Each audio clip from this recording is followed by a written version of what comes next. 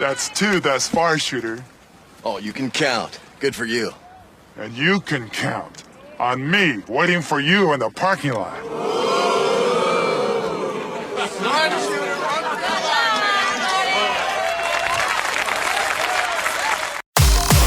The Tainted Glove presents Yumper and Svo at the Show podcast with Tom Yumper Garcia. Oh, what a big man you are. Hey, let me buy you a pack of gum. I'll show you how to chew it. Ooh.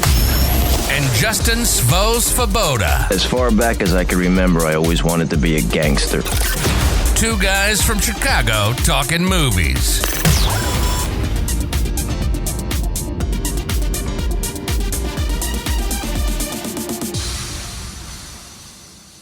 Welcome, everyone, to episode 15 of the Yumper and Svo at the Show podcast, presented by the Tainted Glove Network. I'm one of your co-hosts, Tom Garcia, a.k.a. Yumper, and I'm with my other co-host, Justin Svo Svoboda. What's up, Svo? Yumpito, how are you, buddy? I'm good, my friend. Today was a good football day. If you call watching that horrible game. It was good. It was a weekend for me. Anxiety. I watched that. Was horrible. But we'll talk about that, I guess, with the guys, our guests today.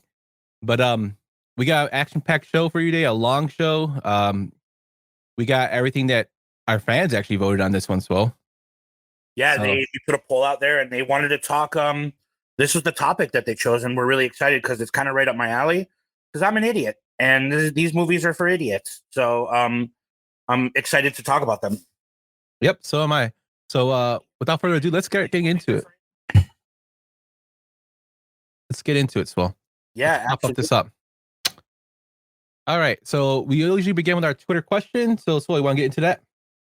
Yeah, so our Twitter question was, what was an underrated song or banger on a soundtrack that didn't get enough love? And I chose, this was mine, was the Kendrick Lamar track from the Black Panther soundtrack, All the Stars.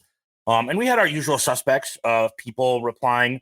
Someone named Gertie Garcia, I never heard of her before. Yeah, I don't know who that is. She had my favorite choice. It was 6 Underground by the Sneaker Pimps, which is from Can't Hardly Wait, one of my favorite movies. So I was really, really impressed when that showed up in our Twitter responses. We had our boy Chirizi, or what did we call him earlier today? We referred to him as something. I don't know what you referred to him. It was Chorksy. Chorksy? Chorksy is what he was referred to on Twitter. Chorksy said Guns N' Roses' Sympathy for the Devil from the Interview with the Vampire soundtrack. And then our boy Shankster went with some 9 Inch Nails, Guilty from the 7 soundtrack. I have a nephew. He's 18, and I'm kind of introducing him to all these movies that I love. And he texted me the other night. It was like midnight, and I was up for some reason. So if it was midnight here, it means it was 1 o'clock in Fort Myers, Florida, where he's at. He was like, yo, I just watched 7, and that movie was absolutely average. I did not like it, and I wanted to disown him very, very much when he said that. I guess maybe the shock value is not there for kids these days, but 7 is anything but underrated. But yeah, that was our Twitter question of the week. Yeah, people got different tastes, man. We're going to find that out later. Yeah, absolutely. But let's get into our next segment. Let's go keep rolling along into what we were watching. I can start off with mine. So I actually had a inclination to watch The Professional. I saw it maybe 15 years ago. Very beautifully shot movie. Gary Oldman is crazy as a character in there. If you haven't seen it, I recommend you watching it. But watching it now, older and having kids, it's very creepy. Like, very creepy. And then reading about, the background of the director who actually had a relationship with a 15-year-old girl. And then you could kind of see this with he implies in this movie. It's just very, very creepy. It's a lot of action, a lot of, but a lot of subtitle like creepiness in it. So I don't think it holds up too well today. But Gary Oldman just kills it in his role as a psychopath. Have you ever seen those Professionals, Will?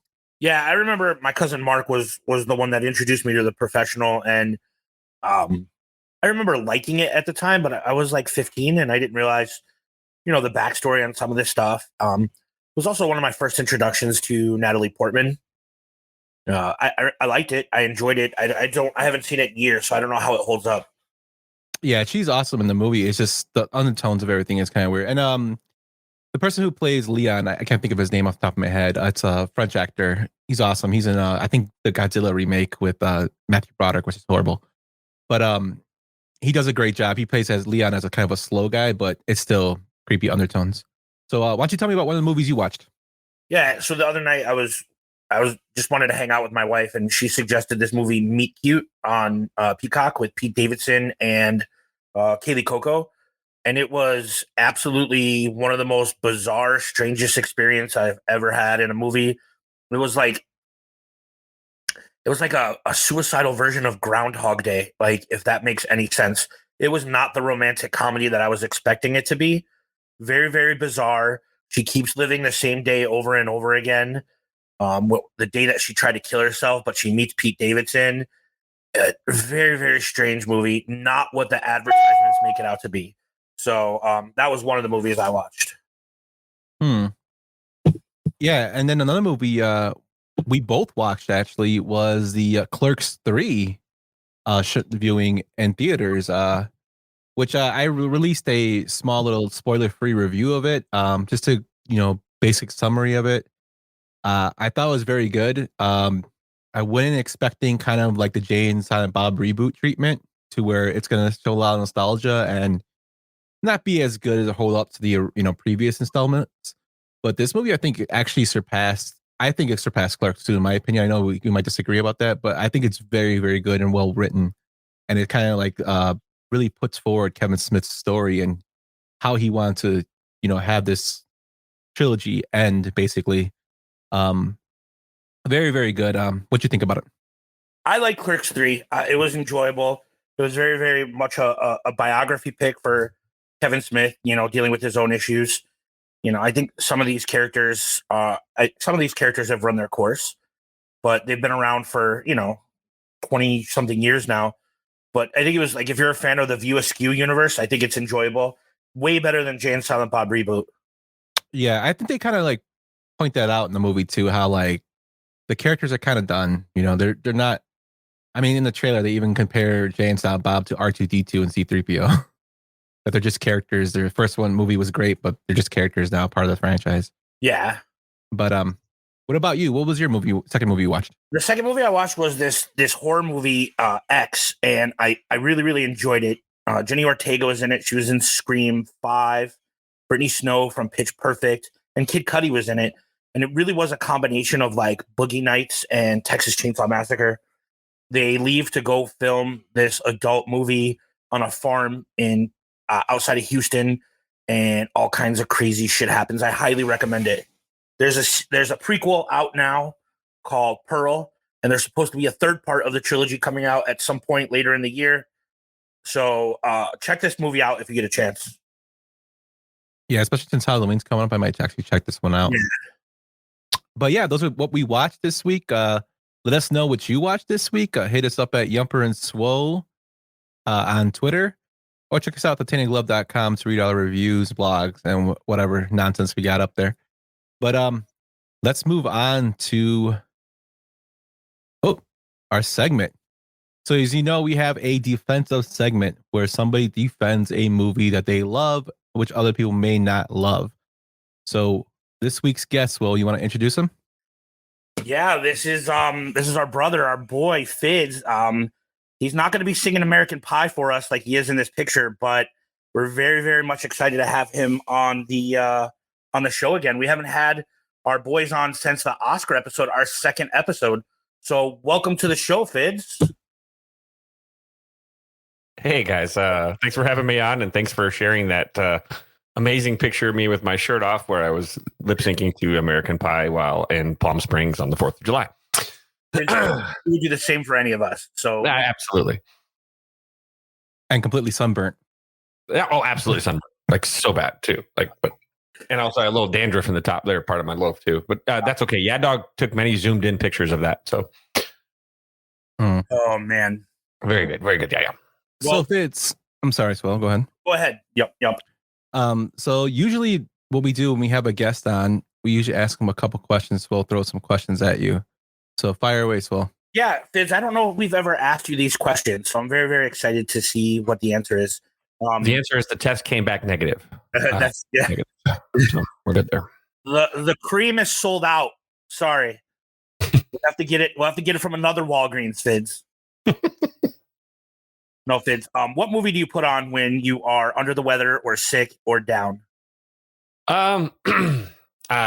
Sometimes it depends. Again, it depends on what time of year too. If it's cold outside and it's more gloomy out, I kind of stick with some darker stuff. And I'll throw on, more of a gangster crime, a lot of real crime stuff during those types of things. It's so strange to me, but you actually, the way I guess I really haven't thought about that question before, but gangster movies tend to be like that kind of comfort for me. I could sleep with them on. I could take naps with them on and have my eyes closed. And I actually do this at night. I actually throw on, if I can't sleep, I'll throw on a documentary, a true crime documentary about usually a true crime film.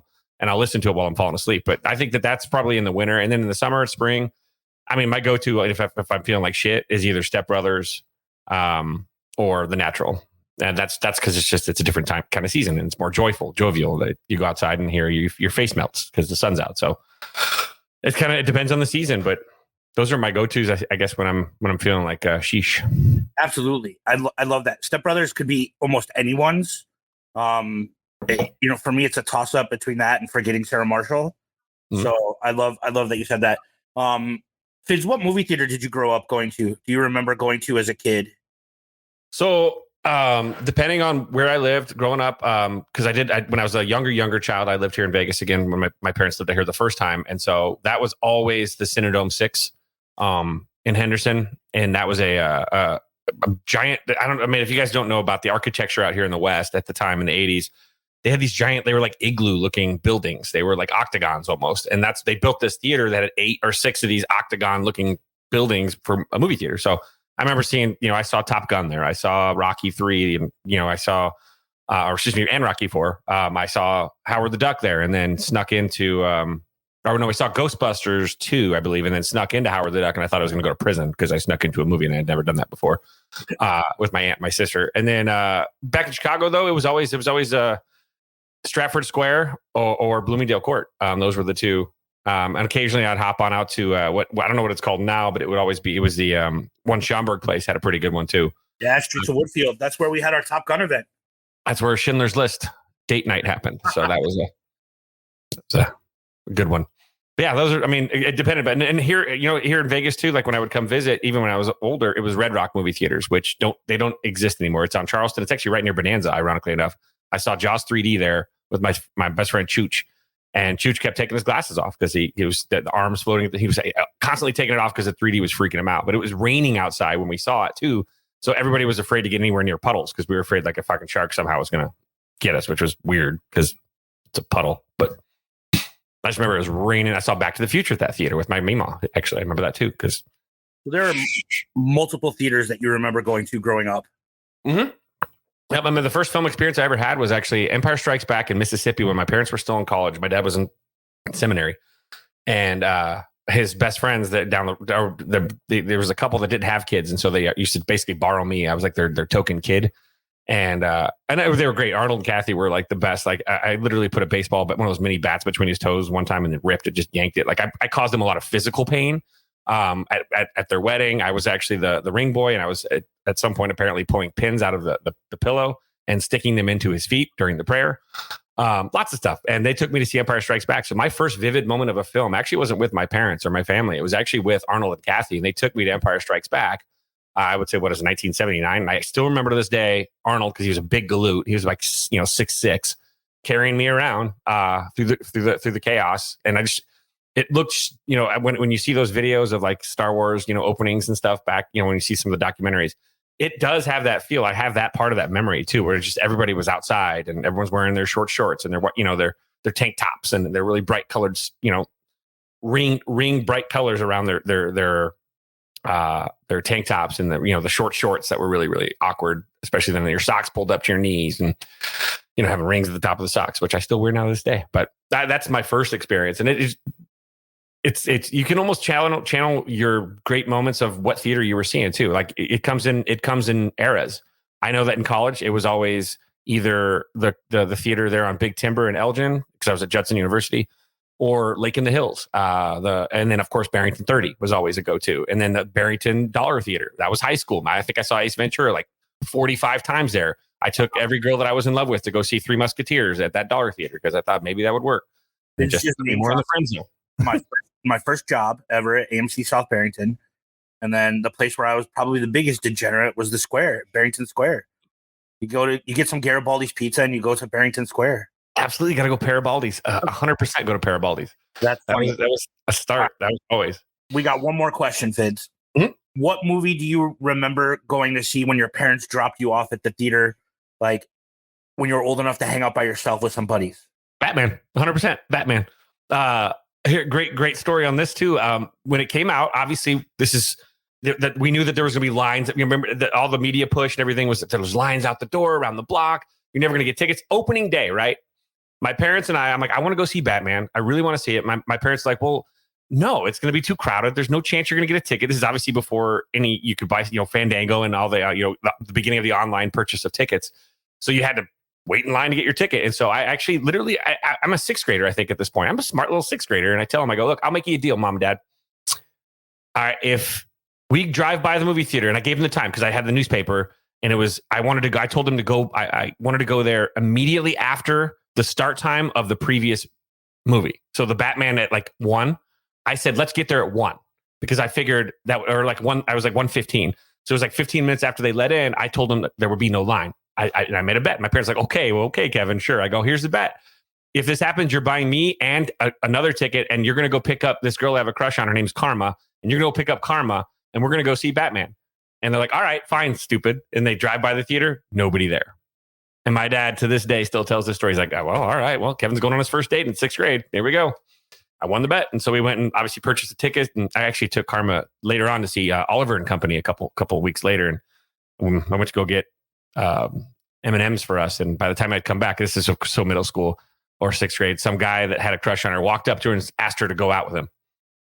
Man. Just walked up and said, will you go out with me? And fucking Oliver and Company. I came back and fucking Oliver and Company. And she's holding hands with this jackass. And I'm like, I just bought you M&Ms. What is going on here? So karma was bad to me. I had bad karma at that point. Well, those are the 3 questions that we ask every one of our guests. Thanks for sharing. Now, for what Yumper refers to as the meat and potatoes of the segment. Let's listen in. It's in the cloud. It's in the cloud. Uncle Jay! It's in the cloud! Mm-hmm. 2022's Nope, directed by Jordan Peele. Now, Fidds, tell me why you are going to defend Nope. I will defend Nope because I believe that it is a quality piece of cinematic filmmaking, technically, as well as depth-wise and allegorically, if that's even a word. The special meanings behind everything. I appreciated, a lot of people look at this film, and I know I've heard this from a lot of people that when they saw this film, they started thinking Steven Spielberg. But the irony of that is, and you could probably say M. Night Shyamalan probably in that as well. But the ironic part is, this isn't like a Spielberg-esque move. This actually is a Alfred Hitchcockian film. It is very much made in the same design as Alfred Hitchcock. And it goes deeper into the film. And for film lovers, and especially someone that's a huge fan of Hitchcock, Steven Spielberg obviously is the reason why I love film. I can 100% say that Spielberg is the inspiration for my love of film. And when you have these types of, it's not just about the plot. The plot, I do believe, and I know you and I disagree on this, I thought the plot was actually very deep. I thought that it brought out, when you look at the plot itself, it's transfixed. You've got multiple types of narratives. One, you've got obviously the side story with the chimp, and then you have the actual story of how the Black experience and the contributions in Hollywood have been basically muddied and muffled since its inception. The first film, in essence, was a Black man riding a horse being filmed, and since the beginning, we've constantly whitewashed the history of that culture and that community as screens and cinematic films have go on, and now even to this day. And that's the wonderful part about the Black Producers Initiative and whatnot that Michael B. Jordan has been rolling out and Peele and a lot of the Black directors in Hollywood like Ryan Coogler. It's starting to kind of push away from that. But this film really does capture the how everybody is always so quick to just take somebody else's idea that's not theirs, and the contributions they have. Everyone wants their part. Everyone wants their little their pound of flesh, if you will.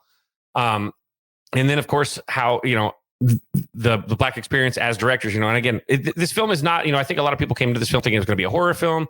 Us, Get Out, these are different films. It's not even a science fiction film. This film is 100% an allegory. It is a metaphor for the Black experience in cinema since the beginning, and how the great spectacle of film has constantly, despite this wide, giant canvas, has always constantly ignored the contributions of those that helped create what we have today, which is fantastic. He doesn't try and get preachy. He doesn't get, the word is didactic. He doesn't get didactic. He doesn't get preachy. He lays it out there in a way that you kind of dig a little bit. And I think when you have a film that makes you go back and read comments and interviews about purpose and intent, I think it really does. It's part of the great part of movie going experiences. And I thought this was a very good summer movie going experience with, I think, a lot more depth than just a cloud with a bunch of flags dangling, stuck in its taint, if you will, because it's like when a dog eats a sock or something, or strings, and they got like the string and they try and poop and the string comes out. That's what every time I see that flag, that's what I'm thinking of with the cloud. If you've seen the film, you know what I'm talking about, kind of. But Danny Kaluuya, he plays, he's great. The dude is, he speaks volumes with his physical performances, his eyes. And if you've seen the film, again, there's a scene in the barn, and the title of this film is actually said. If you're an audience member, you say it yourself, and then he says it, because there's something weird that starts quirky happening. And it turns out, it's again these types of cinematic experiences where you kind of pull the rug out from the audience for a second and force them to kind of like waddle in a little bit of discomfort, and then you just kind of like you bring them back in. And that scene was great. But I felt that this was a piece of technical filmmaking from a probably one of the better directors alive today, and writers, and it completes his, I guess if you want to call it the trilogy. But I think that the biggest disappointment for a lot of people was the expectation that they had coming in. I think that they were thinking it was going to be one thing and it was something else, and that also plays a part in how I think people look at the plot. But I really do. I thought that this idea about the power of cinema and how it can pull from you or even cover over you. And again, there's also the little jokes in this, and I know that I'm probably talking way too much. I'm gonna let Yumper's probably going to try and destroy my argument here in a second, but without power, without electricity, they bring in a dude that films on an analog IMAX camera system. And this film was shot specifically in IMAX. And so it's kind of like 6 degrees of camera tech as well. And so for people that work in the industry, a lot of giggles with some of the technology they were using, because it's like, it's kind of like a baseball player using one of those gloves back in, like one of those 1920s gloves, right? Those 3-finger gloves, and someone playing in a Major League Baseball game with that. That's kind of what it felt like at one point. And so there's a lot of shout outs there too. And there's a lot of inter-industry jokes too that I think that fly for certain people. And I think that's why I think people within the industry liked this film so much, is that it kind of spoke to them. And it doesn't speak as much maybe to an outsider as much as it maybe could have. And I think that's probably the biggest complaint that I've seen, is that it sometimes I think it's kind of like telling an inside joke. If your audience doesn't get the inside joke, they don't have that context, they're not going to be able to enjoy it. So, but it finds that way though. That's just that inflatable balloon cowboy is like perfect. It's like classic Hollywood. Like, I don't know. It felt like a throwback to a Hitchcockian film. Jump, how do you feel about this movie? I'm going to respectfully disagree. I don't think this movie is horrible. I've told you that. I just don't think it is as enjoyable as it's, talked about within critics and within other moviegoers. I've gone with people that are, some of them in the industry and some of them, suspense. They love, the aspect of a horror movie, or a suspenseful movie. But I've also gone with people who are big Jordan Peele fans. I went with my brother, huge Jordan Peele fan. Wrote about Jordan Peele for his thesis on horror in a small town setting, basically saying how he loves how Jordan Peele uses allegories, how he puts everything in society, how he does with cultural aspects of everything, which is great.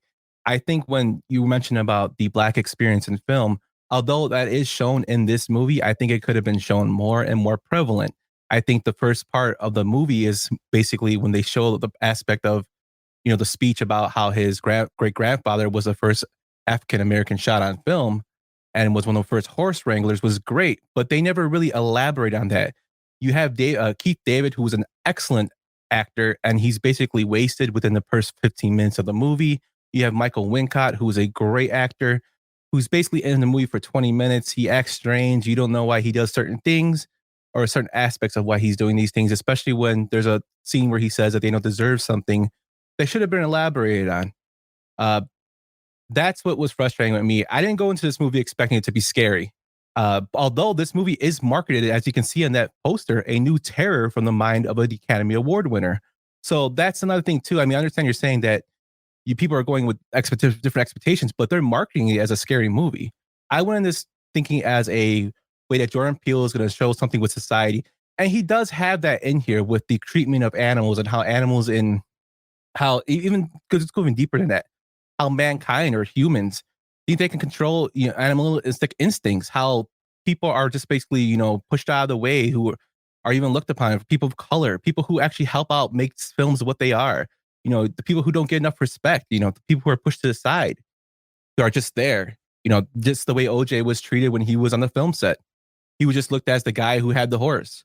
And then when the horse didn't act the way he wanted, they took him off and put a plastic one, and how you're replaceable. I love that aspect. But the Daniel Kaluuya character, I felt like he was very lacking. He was in that clip I played. He's like, like it was very, very like he felt like he didn't want to be there, and that's the aspect I was getting. Like, and it's not, and like we could argue, but like the picture is shot beautifully, like beautifully shot, but it was dragging. The story with Gordy, I thought was good, but I think that story took away more from the Black experience, is what I was telling you earlier. They should cut that down a little bit to add more of how the Black experience and how culture is actually overtaken, how people take other ideas. They should have added more to that substance, to that argument, which I think would have been good. And that's what made me not enjoy the movie. I think Jordan Peele gets a pass because Jordan Peele is the hot name right now. He's an excellent director, but I do get a lot of M. Night Shyamalan feelings from this because M. Night Shyamalan had The Sixth Sense, he had Unbreakable, and then he had Signs. And then what he come out with next? Everybody was pumped for The Village, and it was bad. So I think it has that kind of hype, not to the extent where it's a bad movie as The Village, because I don't think anything is as bad as that. But I think this is not Jordan Peele's best work. Yeah, I mean, it's not Lady in the Water. It's not Lady in the Water bad. I mean, if you saw The Village, the first time you saw The Village, it was enjoyable until after you've seen The Village, and then once you saw the whole picture, you're like, oh, geez. If we're talking about just the masses, it's got an 82% like refresh rate on Rotten Tomatoes. And someone that just saw it, like I literally finished it this afternoon so we could speak about it. I think you're both right. I think the movie is absolutely visually stunning. It's gorgeous. The scenes of on the farm and the way the movie looks at night are great. And then I agree with Fidz with there are some Hitchcockian moments where he's in the barn and he takes out the camera and he's like, nope. As far as the dialogue that you're referring to, Yump, that you used in here, that's just his character. That's just the way he talked to his dad too. He's like, it's almost like Billy Bob Thornton without the what's the word I'm looking for? I want to make sure I'm PC here. Without the disabilities, Billy Bob Thornton was just, and he was just like, yep, or nope. He just spoke in one word, short sentences. But I also think that there's a lot. You say that too. Yeah, I'm sorry to interrupt. You say that too. And that's the perfect dynamic difference between him and his sister. That's the whole point. His sister is a mile a minute and brother is a man of few words. Like the balance in the siblings. His sister was loud and obnoxious. But I also agree with you, Yumper. I think there was a lot of wasted story and a lot of wasted potential where they didn't touch on things. And not everything has to be cut and dry night and day. There are some things that are best left unsaid. And that's the Hitchcockian, things are just assumed. But I would rank this 3 out of Jordan Peele's 3 in terms of enjoyability, at least. Watching the movie, looking at the movie, I think it was gorgeous. But I enjoyed Us and Get Out so much more. Too, you mentioned in Hitchcockian thing. The big thing about Hitchcock and suspense too, and it's a really great quote from Hitchcock and how you create suspense is basically you show the audience everything. So the audience is on pins and needles in the sense that say, for example, you have a character that's standing on a stage, and we as an audience can see that underneath that stage, there's a giant stick of dynamite with a timer that's about ready to go off in 25 seconds. And this character is standing on the stage, oblivious to it, talking about the weather. And as an audience, we watch this person and we're like, dude, get off the stage. Get out of there. And we can't. And it draws. That's the quintessential aspect of building suspense and creating suspense. That's what Hitchcockian said. Throw a stick of dynamite with a timer under the stage, show it to the audience, and let the audience curl up into a ball of terror because they're going to be completely prefixated on the on what could happen when that dynamite goes off. And it draws that, it creates anxiety in your audience. And I mean, this is a guy that was obviously above, before his time, but I think that this one doesn't actually do that because, we don't see what's behind the cloud generally. And so we're not shown anything, but once we know that the cloud is something, it does create that dynamite under the stage effect for us, because when you see someone looking at the cloud, the Stephen Yen's rodeo, whatever that thing is that they do at the ranch thing, that their little show, it creates, you see the cloud, you're like, oh shit. Yeah. Like hearing Jaws' theme, oh shit, something's about to happen. Right. So it gives you that, and all of a sudden it creates it. So, I mean, but that's the Hitchcockian thing. That's how you create suspense, is you show the audience what the characters don't know, and the audience knows that bad things are going to happen. And when you have a character that's oblivious to it. We could have this debate all night because we all love movies and we all love film. I think that we're all in agreement that the movie is absolutely beautiful. Some just took more out of the story than others did. Mm-hmm. But I think that's what movies are for. So I think that's the beauty of subjectivity. Yeah, absolutely. I think we can, in our group chat now, since all four of us are here, we can put this argument to bed, right? No, I win though. But yeah, no, I totally agree. No, but just to go back off the symbolism and like not showing the audience, that was, again, I can go back to M. Night Shyamalan's Signs. You don't see the creatures until, you should catch little glimpses of it. And it's kind of in this movie too. You catch little glimpses of the cloud and what it does. It's like the shark and Jaws too. The shark and Jaws. Same thing. And then, it makes me think of this movie from like the 40s called Cat People, which is, I think it's Jacques Tourneur, I think is that directed it. But the movie, like, it talks about cat people, but it uses so many like visual and sound cues that you don't actually see them, but you hear like a bus run in that sounds like a roar.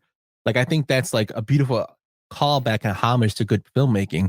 I think he does do that in some aspects here. I just don't think it's like one of his best movies, and that's just. I think, and that's the beauty of, again, that's the beauty of subjectivity. That's the beauty of being a fan of film, because everything, if you create art means something different to everybody. And I believe that Nope is probably his best piece of art of the three. I actually was not a huge fan of Us, to be honest. I absolutely, obviously, Get Out was Get Out. Where with Get Out, it was, the message was blatant, slapping you in the face like with a sneaky old fish to make sure you got the point home. Us had a little bit more of a questionable kind of, and this one buries it deep. And I think that he's starting to, I think this is almost like a great experience in watching him become a filmmaker as he grows into he's getting his sea legs now. He's learning how to tell stories. He's learning how to be a filmmaker. And I think that this is just the beginning of what we're going to see, some quality pieces of work from him. I think this is the exact opposite of M. Night Shyamalan, where Shyamalan came out with all this pub and all this, and Shyamalan's ego is very different than Peele's. I mean, look at the credits, the opening credits in a Shyamalan film. There's a reason why they are the largest. His name is always the largest CG you will see in the opening credits. Everybody else's names are normal. And then you get M. Night Shyamalan, and it takes up the entire. Well, his name is really long too, so that too helps you. But in big letters, though, and so you got that. And I don't think Peele's filmmaking ego is that way. And I think that's the best part is I feel like he's just now he's experimenting, and I think that we're going to see more products from him in the future that are going to wow us. I think that this is just the beginning, and that's exciting. Regardless of what you think of Nope, I think that we can all agree that he is a quality filmmaker, and he, with the right plot and with the right writing and with, obviously the technical work that he does, I think he's got the capability to be a multiple Oscar winner down the line. I think that will happen one day. I would agree with that. I don't doubt his talent, but I have to end this argument, I have a quick question for you. I have read articles where people have basically, put him on the pedestal as the greatest horror suspense director of all time. Do you agree with that? No, not at all. And what was his response? Because he even responded to somebody when they asked that, or when they said that. What was his response? Do you remember? My name's not John Carpenter. Yep. Yeah, no, I'm just saying, but these are like legit critics, and I'm like, his stuff is good, but he's not a Paul Thomas Anderson in terms of film. We're not there yet. No. Yeah, and I think it's too early for that. Reaction of film. But this is also, again, we live in a day and age where film critics, half the shit that they review, they don't review it based on the actual product. They review it based on how they feel about the director. And that's an unfortunate byproduct of, subjectivity as well, is that people are going to, I just saw a review from the movie The Whale. And it had nothing to do with the movie. It had everything to do with the social implications of a character, and that somebody laughed at a scene in the movie when he couldn't pick up his own keys. And as opposed to ignoring the art form of the film, The Whale, which is getting absolutely fantastic reviews in Brendan Fraser's performance. But it wasn't about the movie. The review was actually about the social. It had nothing to do with the film that was screened in the cinema. They had nothing bad to say about the film, but their review was negative because of how they looked at it, the implications in the social environment. And that's where I think we're seeing a lot of film critics do that. And so a lot of the film critics today do. They're going to say Jordan Peele is the greatest suspense person. Because why? Because it's the most recent. It's recency bias is really what it is. And they have also shows them a limited understanding. Because if you don't think that John Carpenter is John Carpenter, and if you don't think that Hitchcock is Hitchcock, I mean, Jordan Peele's fantastic, but let's taper that back a little bit. Produce double digits in film that hit that mark, and then maybe we can talk. Totally agree. But let's move on and introduce our next guest. Oh shit.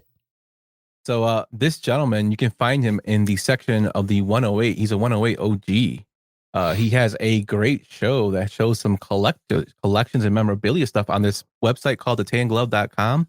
Never heard of it. Yeah. Huh?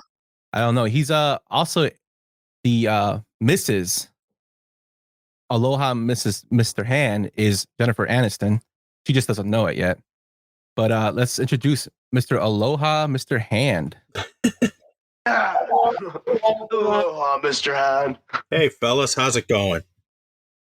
Good. How you doing, man? Mr. Hand. Hey, fellas, how's it going? I see that quote. My God, that's a long. It's been a rough week, but what are you talking about? Your full team won. That's cool. Oh my goodness. Yeah, but I had to sit through some 0-6 bullshit. Oh man. There was some 0-6. There was some 0-6 bullshit that's going to be discussed later today. All right. Yes, sir. There is. And this is a tease. People better buckle up because I got things to say. He's got things to say, people. But as we mentioned earlier, Pete, we said that we were going to do what the audience wanted. Our Twitter group actually came out and said they wanted us to do some Adam Sandler movies. So we got an action-packed Adam Sandler reviews with you guys. You guys want to get into this? Yeah. All right. Let's do it. Let's do it. Wait, was that rhetorical? Yeah. Well, let's do it. All right. Let's go into the first one. Shampoo is better. I go on first and clean the hair. Conditioner is better. I leave the hair silky and smooth. Oh, really, fool? Really? Stop looking at me, Swan. So 1995's Billy Madison, directed by Tamara Davis, who also did Half Baked and a bunch of music videos for Depeche Mode and Tone Loc's Wild Thing, which I thought was pretty cool. Co-starring Bridget Wilson-Sampras, Larry Hankin, and Bradley Whitford, and also Darren McGavin of The Christmas Story. This movie had a budget of $10 million and brought in a box of 26.4. Swole, tell me about Billy Madison. Oh man, Swo was a young 7th grader when this movie came out, and everyone was talking about it around the lunch table and quoting it. And also, Veronica Vaughn was hot, smoking hot. I remember seeing her in Mortal Kombat, and then I realized she was married to my favorite tennis player of all time. Veronica Vaughn is a smoke show. Billy Madison is a classic, and this started my love affair of Adam Sandler flicks. What about you, Kfidds? This is great. My Billy Madison story is even cooler. I was a I was now a senior in high school, and I was in love with the Rose Queen, Michelle Smolinski. I was 100%. Roselle's Rose Queen. Her mom was the mayor of Roselle and everything, and I was in love with her. She was a senior when I was a junior, and we felt, I was like, I thought I was in the friend zone. No idea. I'm an idiot. We watched the O.J. Simpson chase together. She was playing tongue torture. She licked my forehead. I had no idea that it was her trying to tell me to, hey, make a move, idiot. Didn't know that. Whatever. Move on, friend zone. She goes to the University of Illinois, and I go down to see her, to visit her on a weekend. I took the train down. I took the Spirit of New Orleans, I think it was actually, from Union Station. And I go down to visit her for the weekend. And this is the weekend. I legitimately, on Friday night, it was opening night. It was the first night for Billy Madison. So we went and saw Billy Madison in the theater. Obviously, fantastic, right? Well, Saturday night, Adam Sandler did stand-up live at the Pavilion. And so my whole opening weekend for Billy Madison was seeing Billy Madison, and the next night going to see Adam Sandler, by the way, of which I had played They're All Gonna Laugh at You as a CD, probably more than any other. I mean, Medium Pace is probably one of the funniest songs I've ever heard in my entire life. See that shampoo bottle? Now stick it up my ass. Push it down at a medium pace. And talk about your boyfriend's. Never mind. All right. So, anyway, but that whole album, the severe beating of a high school Spanish teacher. Hola, hay problema. Mi casa, su casa. Like that whole thing. So, got to see him do the stand up. Got to see him sing his songs, which there was a limited. It was before the GOAT even. So this is pre-GOAT, and it was great. So seeing Billy Madison for me, it will always be my favorite Adam Sandler film, period. I will never be able to walk away and say that Billy Madison isn't. The randomness of most of that film, of any films that Adam Sandler ever did after that, there was never a film more random, whether it's Miss Lippy putting glue on her eyes, whether it's, obviously Steve Buscemi's character just in general existing in the universe, or, the clown that they literally waited 45, 50 minutes to make the joke. About the clown that literally dies, or they think he dies. He bleeds out of his mouth and out of his ears, like black blood too. Hey, I bet you thought that I was dead. And pops him back up at the end. Like, why not? Let's do a singing montage for no apparent reason. And you have like vivid memories of like seeing this live and that weekend. What about you, Pete? How do you feel about Billy Madison? I go back a little further because I remember seeing Adam Sandler on MTV's Remote Control. Yes, I am that old. I was a fan from that. And then obviously he went on to Saturday Night Live. And one of the funniest Saturday Night Live skits of all time is Schmidt's Gay. And if you haven't seen Schmidt's Gay, go to YouTube and watch it. It is him and Chris Farley. It is incredible. You'll love, and all I gotta say is, using Van Halen's "Beautiful Women," perfect song for the skit. Perfect song. I'll never forget Chris Farley in that skit, just going like. I mean, let's be honest too. Adam Sandler really first graced us with his presence as Smitty in the Cosby Show. He was best friend. Like, yeah, that's correct. Yes, but with Billy Madison, I was a little reluctant when it first came out. I'm like, I don't know. It seems sort of, this is sort of a played out type of story, that kind of thing. You know what I mean? But I just remember I will apply this next statement to several of the movies that are coming up. I went to Crestwood to go see it. Oh man. And that's where I saw most of my Adam Sandler movies, is at Crestwood. And I just remember being in the theater, and it's one of those movies where you watch it and you miss things the first time because you're laughing so hard at certain points. You just miss something. And, I had to see it again because I'm like, I missed this, I missed that. And I still, to this day, there are moments in this movie where you see something new. And I think that's a sign of a great comedy, is when you could see it for the 20th, 30th, 40th time, and you still catch something different each time. I agree completely. I think this movie holds up. I think it's hilarious. And I think it was it was kind of the start of something brilliant. He went on a run here after this. Yes. Of fantastic movie after fantastic movie.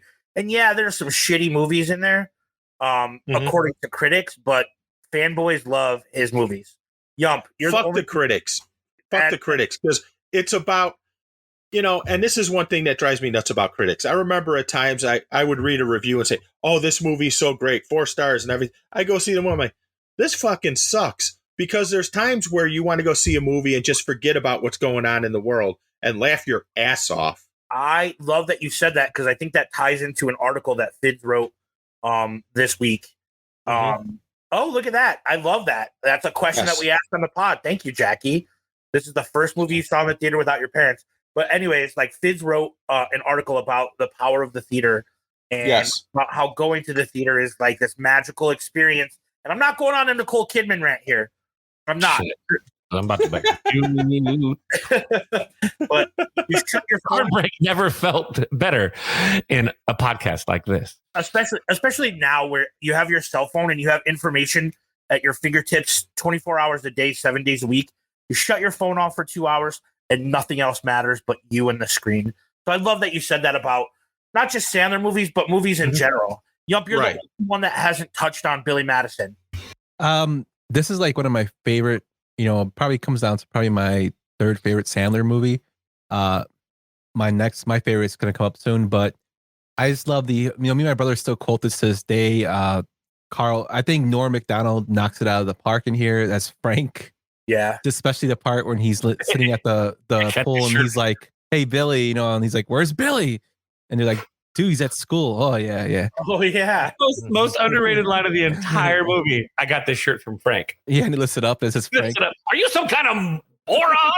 And then as I was reading, Norm Macdonald was actually getting wasted to do those scenes. Now or 1978? Me and my brother actually just said that the other day. Jack Nicholson now, but I thought it's a great movie. I did find it funny that Bradley Whitford, who played Eric, never saw the movie fully. So when people would go up to him and say business ethics, you know what the hell they were talking about. God. So, but I think it's a good movie. Burning dog poo and the human response. Or my wife, the cheating whore. Don't put it out with your boot, Ted. Don't tell me my business, devil woman. You're all gonna die. Like, Adam Sandler always takes it like, here's the response, and then we're gonna go one more level up after the first response, because then it goes from like just there's poop again, and then like you're all gonna die, or like any kind of like with did you see that guy's balls? They were weird looking. Like, what does that have to do with anything? Or the whole rant with the from the principal? Like, again, one of the most classic "you're an idiot" speeches of all time. And I award you no points. May God have mercy on your soul. What do we got next, Yump? Yep. Let's go on to the next one. Son of a bitch, Paul. Why didn't you just go home? That's your home. Are you too good for your home? Answer me. Suck my white ass, Paul. Happy Gilmore in 1996, directed by Dennis Dugan. Now, Dennis Dugan actually directed 9 Adam Sandler production or movies that he starred in, which are ridiculous. Yes. He also directed Problem Child and Beverly Hills Ninja. This movie co-stars Christopher McDonald, Julia Bowman, Francis Bay, Carl Weathers, and Alan Corvert. This movie had a budget of $12 million and a box office of $41.2 million. Mr. Han, let me know what you think about Happy Gilmore. This is my favorite Adam Sandler movie. Absolutely. And I have quoted the whole speech about, why don't we go eat some hay? Pieces of shit. Yeah, I just may. But all that, and I have also done on the golf course, as for those of you who don't know, I play golf a lot. On the golf course, I have used the "why don't you go home? That's your home" to a golf ball before. And I have, on more than one occasion, done the Happy Gilmore Drive. I can do it. It took me a long time to learn how, but I am able to do it, and I am able to win money from people because I can do it. And all I got to say is this. This is really, if you watch this movie closely, Alan Covert, who plays the caddy. The homeless caddy. This is the beginning. To me, I love Alan Covert. Yeah, love him. To me, this is the beginning of the Sandler-verse, if you will. Because Alan Covert just keeps appearing and appearing and appearing in all the different movies. Then you add on, later on you bolt on Rob Schneider, who keeps appearing as the food delivery guy. I can't think of his name.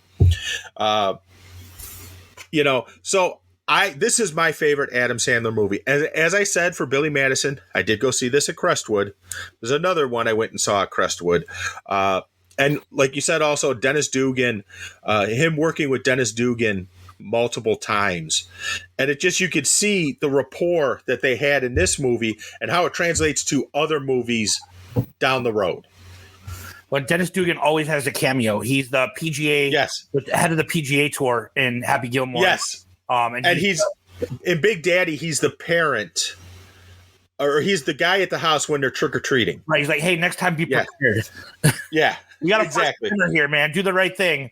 Yeah. Dennis Dugan doing his Alfred Hitchcock impression by having the cameo in every movie. I love it. I love Happy Gilmore. To me, Happy Gilmore is perfect because it combines like two of my favorite things: stupid PG-13 comedies and sports. And it's a combination of that. And Carl Weathers is in it. And we need to talk about something here. Julie Bowen? Julie Bowen. I don't even care if there's a midget on a tricycle. She's still hot. And beer pouring out of pictures. Just God help us all. Because she's smoking hot in this movie. And she shows up in this sitcom, 20 years later, Modern Family, and she's still smoking hot. It's insane. I love that she's still there, too. Yes. You also, Brian, you did. Brian, you missed Adam Sandler's appearance in The Natural as well. Yep, he was. Hear about that? He was Billy Savoy. No, he played the light that got hit by the ball. Wonder Boy number 4 from shot number 6. No, but he was like 50 of those Wonder Boy bats, and my buddy's dad had one of them when I was in college. His dad actually owned one of those props because he had to make a bunch, obviously. And I'm like, that's cool. I have held the Wonder Boy in my hands. Did you buy your dinner first? No, I bought her dinner first. So, But no, at the Baseball Hall of Fame, that is where the Wonder Boy bat is. Mm-hmm. I love it. Yes, Brian, we did talk about Smitty, not a lot, but we talked about a little bit. We touched on him. Yes. I touched on him. Hey, guys, look, let's be honest. Let's not use words like touch and Cosby in the same, like. Oh, my God. And All we right. also, referred to. It's a family show. Yes. And we also referred to Adam Sandler in Remote Control, too, Brian, just so you know. But this movie actually is my favorite, too, Pete. Like, it's my favorite of the Sandler, universe. Christopher McDonald steals the show in this movie as Shooter McGavin, and to find out that he actually rejected the role a bunch of times to the point where Adam Sandler was actually asking Kevin Costner to do it, and then he eventually came back and did it, is hilarious. Me and my brother quote Shooter McGavin. I mean, there's a Shooter McGavin freaking Twitter that you can follow that just goes back and forth. Hilarious. And also, did you guys see last year on the 25th anniversary of Happy Gilmore, Adam Sandler tweeted him doing a drive like 25 years later. Look, how about this? Raise your hand if you could actually hit a golf ball that way. Because I actually did it, and it's fine. That's not that hard, actually. It's great. No, it's not.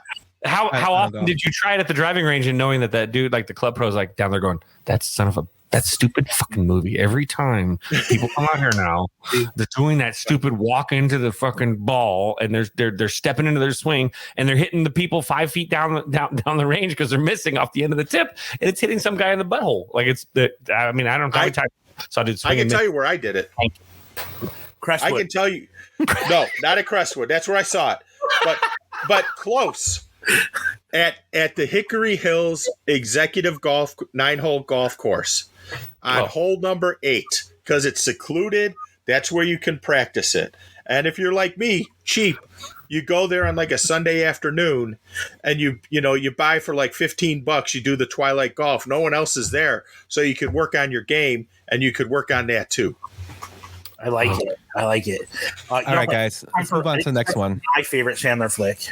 The best part about Happy Gilmore 2 is the Ben Stiller Hal L appearance.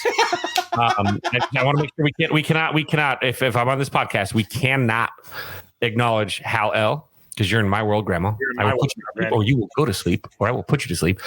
Also, a Halloween costume that I have pictures of where it was probably the most interesting Halloween night I've ever had. And I had interaction with a lot of people, including law enforcement that night, dressed as Hal L. And my friends tell that one to this day that Hal L told the cop to go to sleep or he will put you to sleep. But apparently the cop did not take too kindly to that night. So that was I thought you were going to say you had a Gene Simmons mask and someone was sucking on your tongue. Oh, no, Granny. She loves that shit, though. All right, let's keep this train rolling. All right. Well, here we go. Yes. Hey, Linda. You're a bitch. The Wedding Singer, 1998, directed by Frank Coraci, who also did The Waterboy and a bunch of other silent movies we'll be getting to. This movie co-stars Drew Barrymore, Alan Covert, Christine Taylor, Matt Glave, and Angela Featherstone.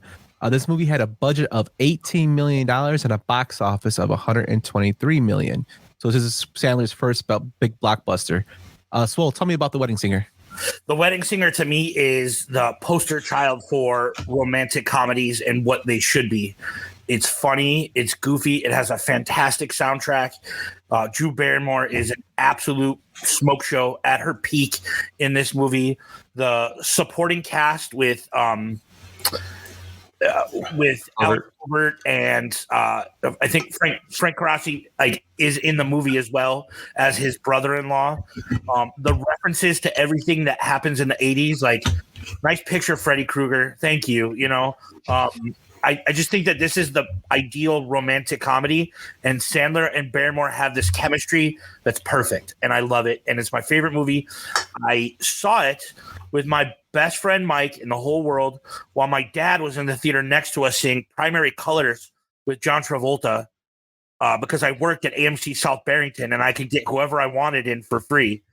And we walked out with a garbage bag full of popcorn because everything was free. And it was. I look back fondly at this movie and I still love it. So, yeah, same thing. I love the fact that it has so many cameos. Like you said, a throwback to the 80s. I love the Van Halen line, "Take off the shirt, or they might break up." You might change the band. Yeah, change the band. I love that Billy Idol's in this. Nobody talks that way to Billy. Just awesome. Steve Buscemi's wedding toast is hilarious in the movie. Oh my God! To his brother, his singing at the end. John Lovitz. It's just it's full a bunch of cameos and a lot of good stuff. Like this is like peak Sandler. You remember that time when we were in Puerto Rico and I guess they were prostitutes. I don't remember paying, but my favorite world. Never had one lesson. Self-taught, no lesson. Pop right to him too. Like just yeah. What about you, Pete? What do you think about this movie? I'm a big fan of this movie. I really enjoyed it. The one unfortunate thing that this movie went up against, it came out around Valentine's Day in 1998, if I remember correctly. He had a couple it went up against the juggernaut called Titanic. And I think that impacted some of its box office as well. But one of my favorite lines in this movie is when he makes his friend, the limo driver, actually have to audition to drive their limo. And they were cold. They were cold. Do you understand how many times I've used that line when we're setting up something for our baseball tournament or something, and I knock it up? They were cold. Every time. Carrie, she's going to yell at me for this. So Carrie hit a cone the other day, and she's like, I don't know if it's a stain or if it's a mark or a scratch. I'm like, they were cold. They were cold. I'll fucking kill you. Like, I'm like, oh, she did get the joke. The other line that I use all the time, no matter, like, if we're out, like, and we're eating dinner and I take a bite of something, I go, that's a good meatball. Oh, dude. She's so good in that. Oh, I miss her. I thought she lived forever. It's just a perfect romantic comedy. I love it. You know, the throwouts too, like the Boy George part with the late Arquette sister, Alexis Arquette. Yeah. And like you said, like having Frank Severo. I mean, you have a guy that's like basically been in every mafia movie ever, and like he's like the brother-in-law. I still can't look at him without thinking of Goodfellas and him getting whacked. The cattle guy too, and of course we got Peter Dante, but he's kind of cuckoo now. But Carmen Philby has been in like, hold on, how many? I mean, if you look at his filmography, he's been in probably like 55 films. And I don't know if you know who Carmen Philby is, but he's the old man from The Bar. He also was Bobby in Ernest. Daddy. All the Ernest films. Wasn't he in Big? And wasn't he in Big Daddy too in The Bar when they were watching Monday Night Football? No, that's a different old man. No, it's a different guy. It's a different old man. Is it okay? Because that's what happens if you drink too much soda. You rot your teeth out. Yeah. Oh yeah, it's a totally different guy. No, this guy though, he's been in so much stuff. Like I mean, look at some of his like his last stuff. He always played the old man. He was in 8 Crazy Nights, obviously. He was bum number 1 in The Fourth Tenor. But let's move on to the next one, guys. Absolutely. And don't forget Julia Gulia. Just don't forget that. Yeah. and of course the bully boyfriend. Beyonce. Yes. Tell me, what is your secret? How do you find yourself in that position all the time? That's a good question. What happens is that the center has the ball first, and quarterback will say hike. That's when the center puts the ball into the hands of the quarterback. So what I'll do is I'll start tackling the quarterback unless he give the ball to somebody else, in which case I'll try to tackle that person.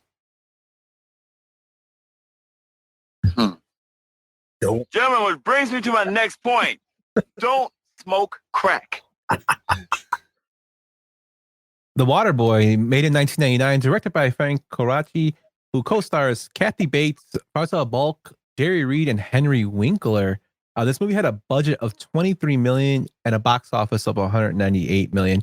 Now, we brought up this movie a bunch. So when we do our pod, is because this movie made a lot of money for Star Wars fans actually going to see the movie because it had the trailer for The Phantom Menace. It's one of the few films that had it. So they would go in, pay to see the movie, watch the trailer, and walk out. This movie, to me, it's still pretty hilarious. Just the character of Bobby, the screaming. I do like the fact that they had it down in Mississippi, not Mississippi. I forget where they have it. Louisiana. With Kathy Bates is awesome as a comedian. Comedic role. Henry Winkler is great in here. This movie's it's not supposed to be taken seriously, but it's hilarious to me. The devil? Everything's the devil, mama. Abraham Lincoln is the devil? She showed me her boobies and I like it. Ben Franklin? Ben Franklin's the devil? I think this is just another example of you can combine stupid comedy with sports. You'll get 15 and 16-year-old boys and young guys to go out to see it. And then they'll convince their girlfriends to go see it. This movie is awesome. I love it. It's not Wedding Singer and Billy Madison amazing, but it's so quotable. I love it. Saw this 6 times at Lake in the Hills. 6 times. And with my stoner buddies too. So like you get stoned in the parking lot, right, when you're pulling in, and you go up to the ticket taker and you're like, I would always position myself third in line and let them wear it. And they'd be like, 1 for the Waterboy, 1 for the Waterboy. And I would just go, same thing. And then there's my money. And then walk in. This was Adam Sandler being channeling all of, because he had done this voice. I mean, this was his Saturday Night Live voice. Like that whole cabin boy or canteen boy, and that whole persona that he created. He threw this right into Bobby Boucher for the Waterboy and turned that character into something that, again, at this time period, ESPN jumps in, right? This is the first time we're seeing like actual sports broadcasts in the movie where it's like real. Like it's like really, Dan, did you come up with that all by yourself? Like they're making fun of like the entertainment we're consuming at the same time, because that Adam Sandler is such a big sports fan.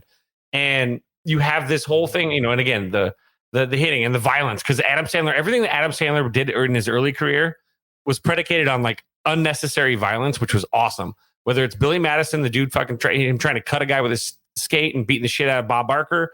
You got, Billy Madison, he does what he does. In the Waterboy, again, you got the tackling and you beating the shit out of your Colonel Sanders professor. It's just early Adam Sandler had everything to do with like just let it out and throw it at somebody. Yeah. And there was like that subtle violence as comedy though. And as he aged, of course, he knew that kind of would probably hurt his body too. But I think Punch Drunk Love was kind of like, that was the end of it for him.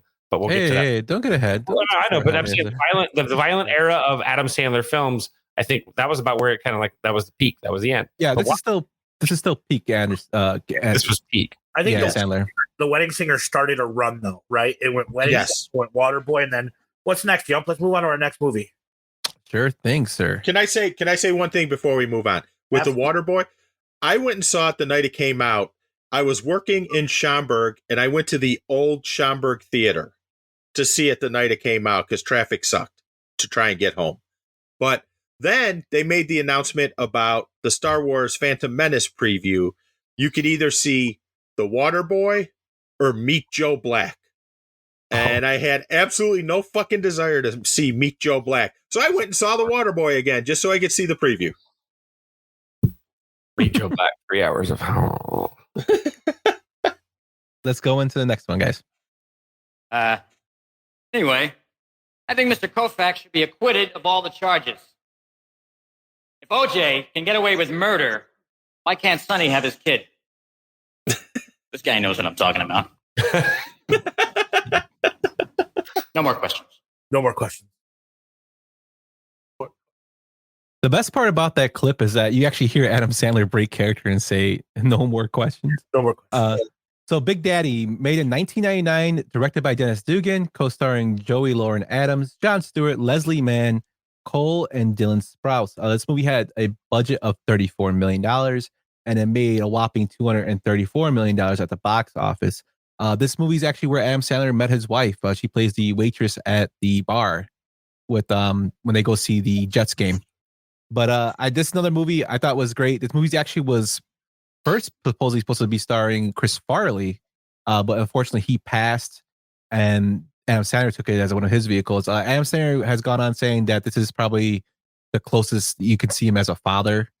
Represents him as a father with his kids. But it's hilarious. It's got its own little quirks in there. Again, continuing with the whole Adam Sandler universe. I think this movie is great, and he just, like I said, just keeps making hits as they go. What do you think, Pete? I agree with you. This is probably my number 2 for Adam Sandler. And there is one major flaw in the movie. And it's going to be about the Blue Jays in the World Series is my guess, because that's... No, it's not. No, it's not. No, it's not. But if you watch when he gives the kid a bath, at one point, there's a wall there. At the next point, there's no wall there. It's a freestanding tub. That's just something I saw, and it just drives me nuts to this day when I see it. But I thought for sure it was going to be about the historical inaccuracy of the Blue Jays in the World Series when they're talking about it. I thought for sure. No, they pretty much, they don't go into too much detail about it, but Joe Carter did end that World Series, and he does refer to Joe Carter, and then going to Hooters and having the Canadian beer, which is like moonshine. They make it like moonshine. Hell yes. Hell yes. Yeah.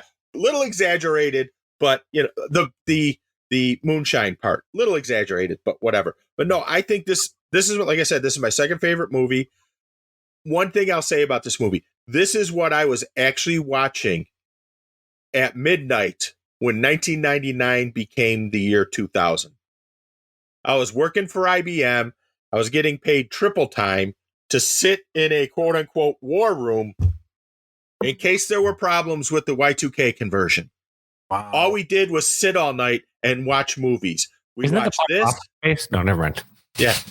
Basically, we sat and watched this. We watched Austin Powers, Spy Who Shagged Me, and The Mummy, and The Matrix. Those are the 4 we watched that night. We did nothing. Good night. Yeah, it was a great night. I got a shitload of money for it, too. So I went to go see this the night it came out. It was June 25th of 99. And the same night that this came out, it went up against another powerhouse, Will Smith's Wild Wild West. Oh, God. That just gave me diarrhea. Think about that film gave me gastrointestinal distress. We spent all morning in my buddy's pool swimming because his parents were out of town and we were partying and we were swimming or whatever. And we cleared enough water out of the pool by jumping in and out of it that we had to put the hose in there to refill it. Well, we put the hose in there to refill it and we forgot about the hose. And we went to go see South Park, the movie. We forgot it. We went to go see Big Daddy and we went to go see Wild Wild West. And when we came back, the backyard was flooded. That's how I remember this movie. But I love this movie. I think this is once again, this is a succession of absolutely perfect, stupid comedies from Adam Sandler. Totally agree. What about you, Fitz? This was actually the first time that Adam Sandler kind of like went after your heartstrings. The other stuff had been goofy and silly, and it was like dummy, and which it was fantastic. But this was where Adam Sandler said, I'm ready to show you. And Tim Herlihy, by the way, his frequent partner in writing and Herlihy Boy, Saturday Night Live sketch also. But I think that they put this together and they wanted to like show that they can actually do more than just drama. And it's kind of funny. It got nominated for 5 Razzies, and he actually won the worst actor category in the Razzies for this performance. But for all of us, we're like, it's freaking awesome. Like the character was great. But when you look at Steve Buscemi in this film, between this and then another film we're going to talk about here in a second, I feel like they're almost the same characters, and it's absolutely the best Steve Buscemi like cameo thing that you could ever conceive. But and we'll get there when we get there, obviously. But then you have Rob Schneider, and Rob Schneider at this point in his career was kind of like trying to figure it out. He was doing like a bunch of like, he was the Animal and Deuce Bigelow too, like at this point. So he's trying to figure out his career too. Hey, I know you always order 3-piece cheesecake. The delivery, damn you give him the easy ones. Like that is one of the best lines ever. Like molten lettuce and tomato. Like he's so funny in this as a small, and that's what really Rob Schneider, his career should really be in a nutshell, is small doses of Rob Schneider's hilarious. Long films with Rob Schneider is torture. I also agree with you that like this is where he tugged at your heartstrings, but he also added comedic elements to it. Like when Cole and Dylan Sprouse they played the kid in this movie, when they're getting taken away, he looks at him and Chandler's crying. He goes, "But I wiped my own ass," and like you can't help but be like, "Fuck, man!" Like let him have the kid. Like it's a great movie. I love it. Totally. It comes across as a Jimmy Stewart movie, like in an Adam Sandler kind of way, though. Which is funny because he remade it. Did he remake a Jimmy Stewart movie? Yes, he did. But one more thing. One more thing. Leslie Mann in this movie, Smoke Show. Oh, The future Mrs. Isn't she married to Judd Apatow? God, I can't. Judd. Yes, Judd Apatow. Yeah, the future Mrs. Judd Apatow. Let's just call Let's just call it what it is. There's the scene where she's in the frozen food section at the grocery store, and like Microsoft went down 10 points, and you see like her nipples are hard. You see everything. Oh yeah. I actually learned about eczema from that movie. I'd never heard of it before. Eczema, gross. Is that the guy with the old balls? Yeah, so many quotable. What's the 5-year plan? Don't die. So good. Also, Sheryl Crow does a Guns N' Roses cover for the soundtrack. So Child of Mine, baby. Yes, she does. Let's move on to our next one, guys. Let's do it. Yeah. Number 2 on my list.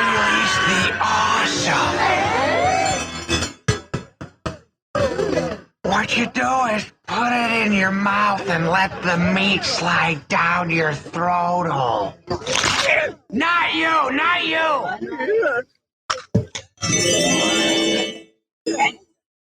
Popeye's chicken is the Shizznit.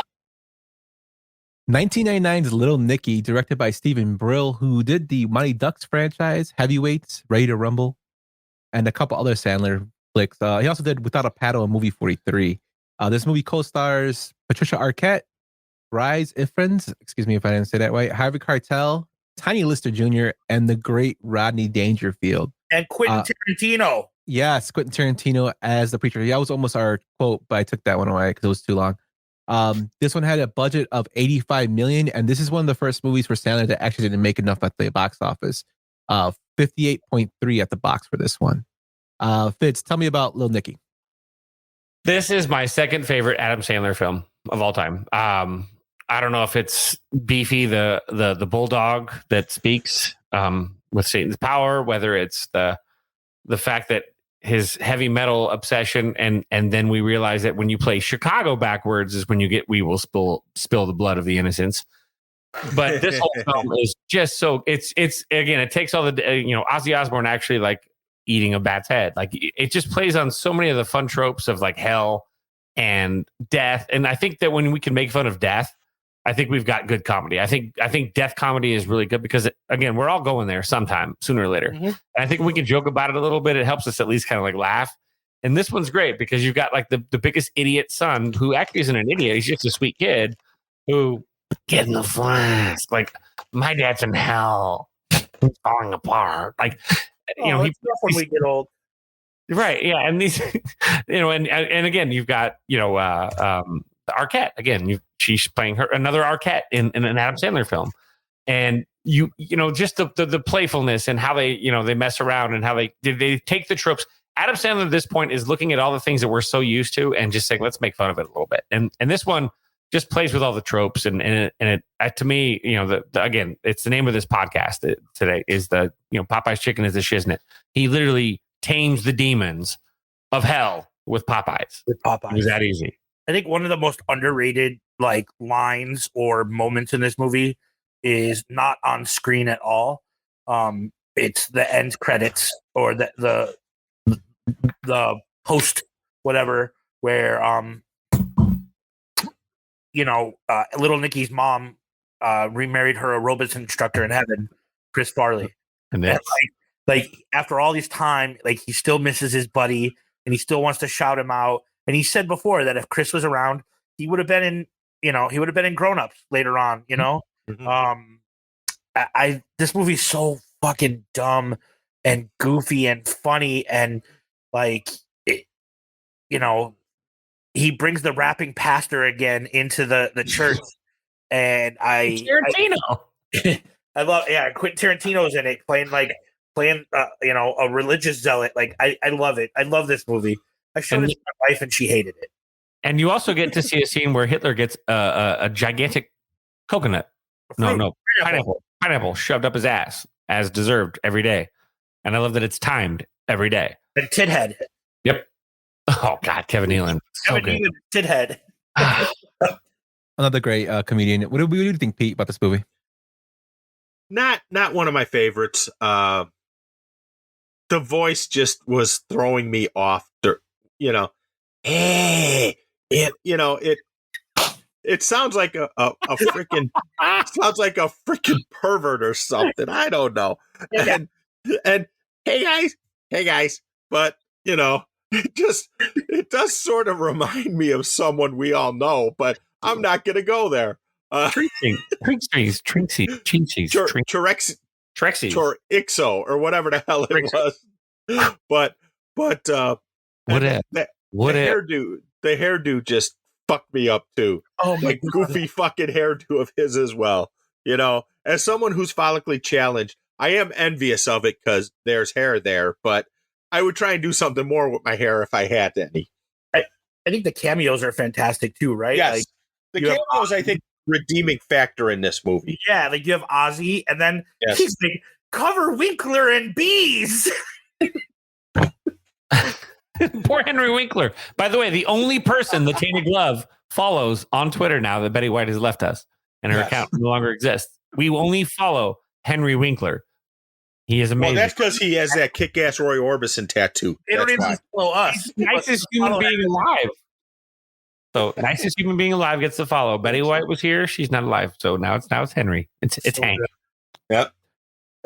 Me, Pete, I totally agree with you. It's not my favorite Sandler film. When I first saw it, I remember seeing this as like a 14-year-old kid and was like, this is fucking stupid. Right. But it does have its moments though where it's funny. Like I love the Ozzy scene. I love Tiny Lister in there. I love the fact that Rodney Dangerfield gets knocked down. He's like, even in hell, I don't get no respect. But stuff like that is great, but I just think it was hit or miss. And I do like the fact he tried something new, and yes, it's kind of a miss for me on this one. I got to ask you, because I asked this to Beef when he said he didn't like The Irishman, like, how does it feel to be so wrong? Well, I'm not the only one, because when Pete brought up that voice, every respected critic I read was like, Adam Sandler's voice is horrible. It's just I get flashbacks to something that happened earlier today. But, that's a story for another day. All right, what do we got next? Or another podcast in about like an hour and a half.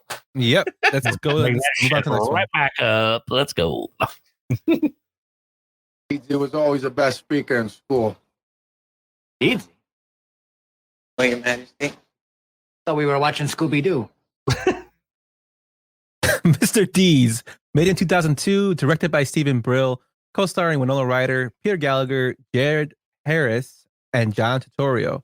This movie had a budget of $50 million and a box office of $171 million. This movie, to me, it's okay. I think John Turturro really makes this movie with his character, especially when he's very sneaky. But it's a funny little vehicle. Steve Buscemi and his cameos are great as Crazy Eyes. This movie, I kind of found it kind of hard to pull like quotes from that were memorable. I think just his character is probably the best one to get from. It was an okay movie. It was to me, it was better than Little Nicky, but I mean, I think it's kind of like he's kind of in a rut right now. I think he's kind of trying new things out to see because this is a remake, but I think it was an okay movie. What do you guys think?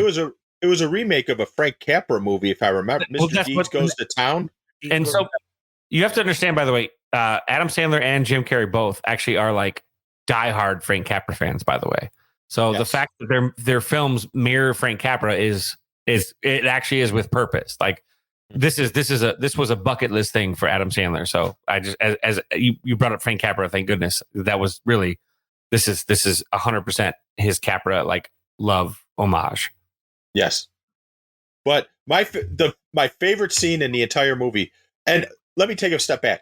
This movie came out right when Winona Ryder was losing her appeal with the public because of those shoplifting charges and everything else that had come down in like the last year. And I think this is also around the time, maybe it was earlier, that her and Johnny Depp split. Because remember, Depp used to have the, what was it, Winona Forever tattoo, and it became Wino Forever, I believe is what he changed it to. So I think, accurate. I know that the shoplifting thing falls in this time frame.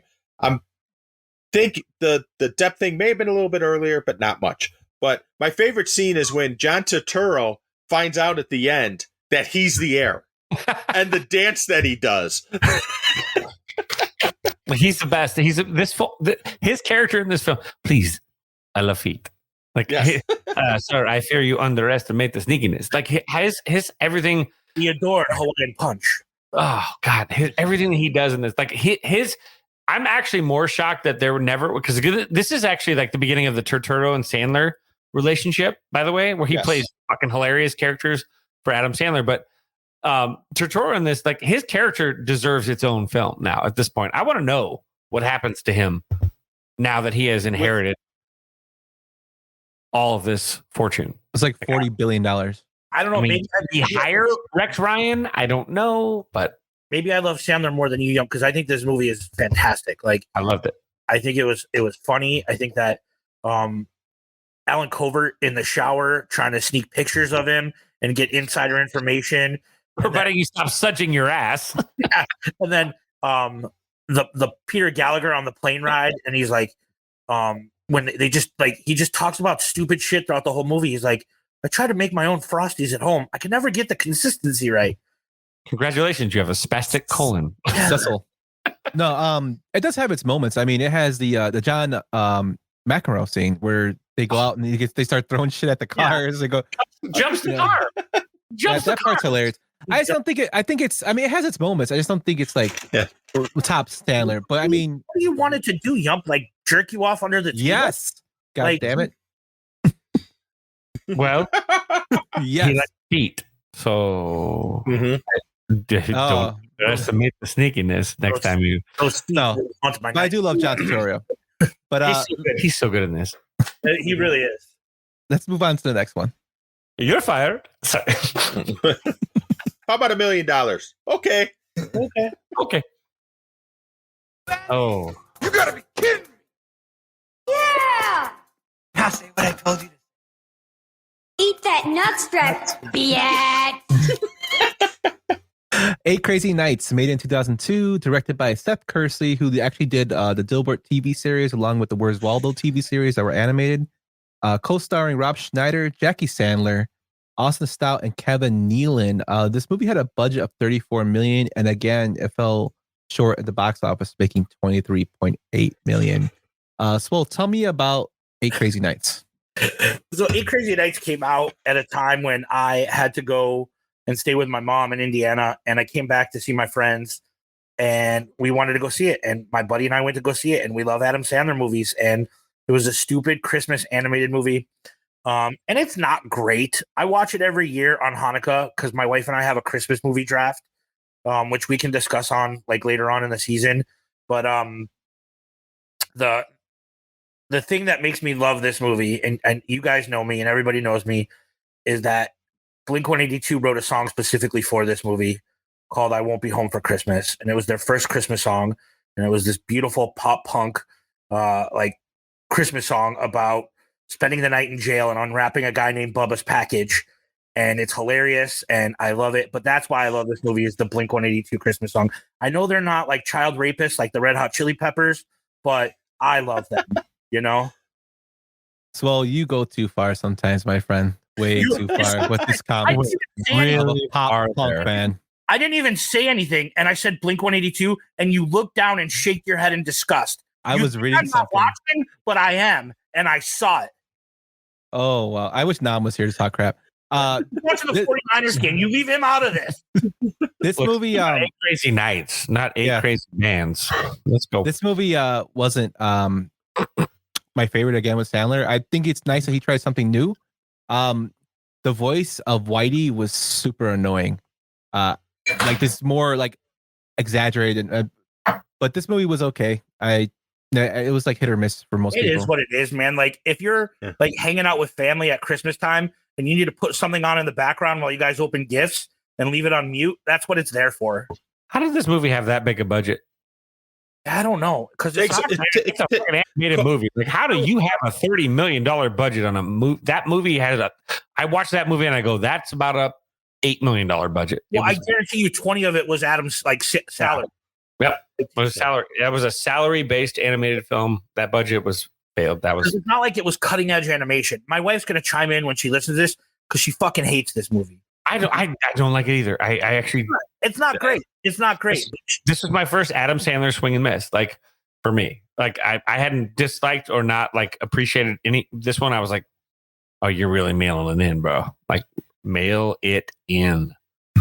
But yeah, I think with this movie, he was trying to express the Hanukkah spirit, but what actually came out was we found out that he was able to make evil die tonight.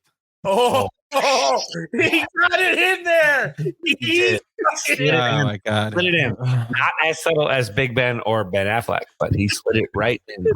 Wow. Pete, of all people, I feel like he broke my heart, Fredo. My heart. All right, we're gonna move on to the next one. Is it? When you're smiling, keep on smiling. Oh, shit! I said over easy!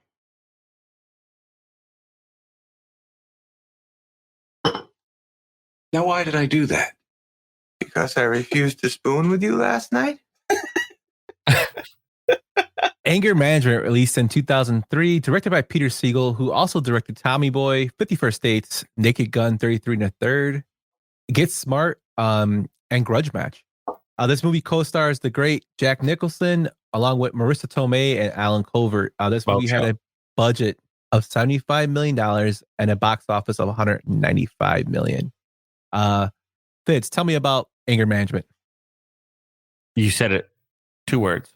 Marissa Tomei. Smoke show in this, by the way. No, this is great. This is Jack Nicholson kind of throwing it out there, trying to be young and hip after he had done some like more mature comedies, like where he would hide bacon in his pockets so the dog liked him. And you get Anger Management where he gets to play like a totally unhinged person. But the West Side Story love in this film is actually what stands out to me. The I Feel Pretty scene is so good of them and their like I wish you could if you could throw that clip in on this part, like I could sit back and watch that scene every time. Like it's so good.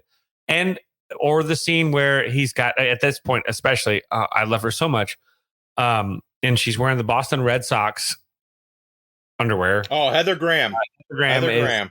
At this point peak, because she had just been in Austin Powers as well, and she was like Roller Girl and everything else. And he goes, as much as I want you to take that, I would love for you to take all that off.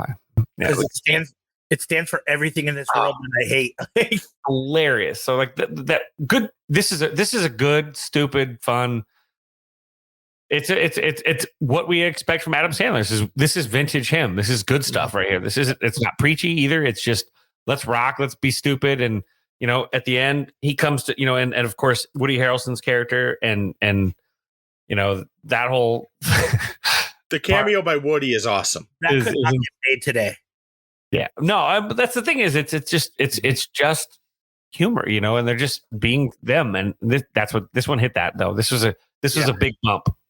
The best part of this movie to me is the cameos, especially at the anger management classes when you have McEnroe, you have Bobby Knight. It's so spot on. Well, not just like cameos, but the normal list of like you have Luis Guzman. Turturro. Who's insanely funny, by the way. One of the funniest dudes in Hollywood in little roles is Luis Guzman. There, Turturro. Freaked out about the Falklands. The two porn stars. Yep. And then what's his name? His other buddy that has the goofy eye. He's watching the Sixers game. He's like, "You gotta dunk that shit." Turturro again. His anger is just in this one again steals it. Like were you in Vietnam? No, Grenada. Yeah, Grenada. That's it. Yeah. That's a shout out to a joke made in Natural Born Killers as well. I was there when the shit went down at Grenada. No, I totally agree with everything you guys said. I think it's Sandler getting back to what made him money and what was good. And, I know him and Jack Nicholson have been trying to work on something for the past few years leading up to this. And I think it's kind of cool that Jack actually, let his hair down and acted batshit crazy in this movie. I love that. And just also, do you know part of the reason why that they wanted to work together? They were golf buddies. Oh, that's pretty cool. Makes sense, actually, because yeah. I think from what I was reading, like I forget what other movie he offered him a role in, and Jack couldn't do it, but he was flattered, but he just couldn't do it. I'm in for that. I am so in for that, Brian. The only downside to this new Gomez Adams show or Adams Family show is the release date is November fucking 23rd. How do you not premiere that before Halloween?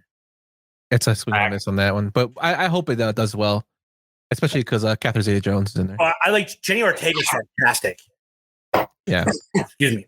But let's move on to the next one, guys. Listen, doctor, this friend of mine's been experimenting with steroids and having a lot of wet dreams. Could there be a connection between those two? Douglas, get off the juice. As far as the nocturnal emissions, why don't you take a swim, buy a shirt with no holes in it, find a beautiful vagina and take her to dinner? Tell my friend he said so. 51st Dates. 51st Dates, released in 2004, directed by Peter Siegel, co-starring Drew Barrymore, Rob Schneider, Sean Astin, Blake Clark, and Dan Aykroyd. This movie had a budget of $75 million and a box office of $198. My favorite part of this movie, not just, the comedy is great as classic Sandler. I love that him and Drew Barrymore together, but that they do a callback to one of my other favorite movies from his buddy. And Peter Siegel directed this movie, which is Tommy Boy. When they're in the facility for the people who lost their memory, he actually says that they're funded by Callahan Automotive in Ohio, Sandusky, Ohio, TB Callahan, which I thought was a nice little callback to that. And especially the fact that Dan Aykroyd saying it is even funnier because he was a Zelensky. Yes. So that's just one of my things I liked about this movie. What about you, Swole? I love 51st Dates. I think this was, you know how I feel about Sandler and Barrymore together. I think they're a fantastic duo. My wife's favorite movie with Sandler is the third movie in this trilogy that doesn't get a lot of love. But I think it's on Hawaii, and he plays this guy Henry, it's just so funny. And like Rob Schneider, like Kfidds said, in small increments, it's fantastic. And as the local dude, like, I think he's hilarious. He puts his dirty feet all over his pillow. He's like, hey, want to get your feet off my pillow? I think this is a severely underrated flick in his filmography. I absolutely agree with that. But I think there is a very low key, one of his best line deliveries of all time. And it's very low key in this movie. When she looks at him and he says, yeah, I wish I was better looking. I wish I was better looking. Yeah. I'm sorry, I'm not that attractive. That part is hilarious. Yeah. But also, Pete, as you were saying earlier with the Happy Gilmore golf swing, he actually makes fun of it in this movie, saying that's the stupidest damn golf swing I've ever seen. Which I thought was hilarious. What about you, Fitz? What do you think about this movie? This was at this time of my life too. I was in a place, and this was actually a date night experience too, like where I actually made dinner, and then I took the person out. Like it was a good. And so this one was the reunion of Drew Barrymore with Adam Sandler, which had happened with this person. We were in college at the time, the first time, and we were still together at this point. So it was like, oh, hey, remember that time we went to go see that movie together? And yeah. And so it was kind of a recreation kind of night. It was a good night. Like this film, though, brought out like that kind of concept of like commitment. And that's what I think that Adam, everything that Adam Sandler did, you could tell what's going on in his life at that time. And this film was about commitment. He's committed to her to do it every single day, every time out, and to be there. And this is Adam Sandler, and he's speaking about whatever is going on in his life. And that, obviously putting this together, the jokes are next level. Rob Schneider's fantastic. And when you get to the end, you get the finale. Again, your Frank Capra shines through. You get the happy ending, and you have a really good finale. The finish of this film is so good. And everyone wanted this with the Drew Barrymore, back with Adam Sandler at the time. They had such good chemistry in Wedding Singer. So this was a big, highly anticipated reunion. And, this one hit the mark. It was good. It was an ultimate date night film. And Adam Sandler, again, keeps capturing that at this point. That's where he's at in his evolution, I guess, too. Totally agree. But let's move on to the next one. I knew you couldn't resist my shake. I got the shakes that'll make you quake. I got the fries that'll cross your eyes. I got the burgers that'll... I got burgers. Just got burgers. I'm all right, thank you. 2005's The Longest Yard, again directed by Peter Siegel, starring Chris Rock, James Cromwell, Nelly, William Fitcher, Burt Reynolds, David Patrick Kelly, and Eddie Bunker. This movie had a budget of $90 million and a box office of $191 million. This movie, I think, is a good remake, and actually, I think it's better than the original. And the only reason I think it's better than the original is because it has more action you could see in it. The original didn't have that great of a, film as far as it didn't show the action packed of the football scenes. And I think this movie shows a lot more of it, and it has more memorable characters. What do you think about that, Pete? I totally disagree. I think it's a good movie, but I don't think it's better than the original. Just Burt Reynolds, I think looks more realistic as a quarterback in the original than Adam Sandler, or I should say as a football player in the original than Adam Sandler does here.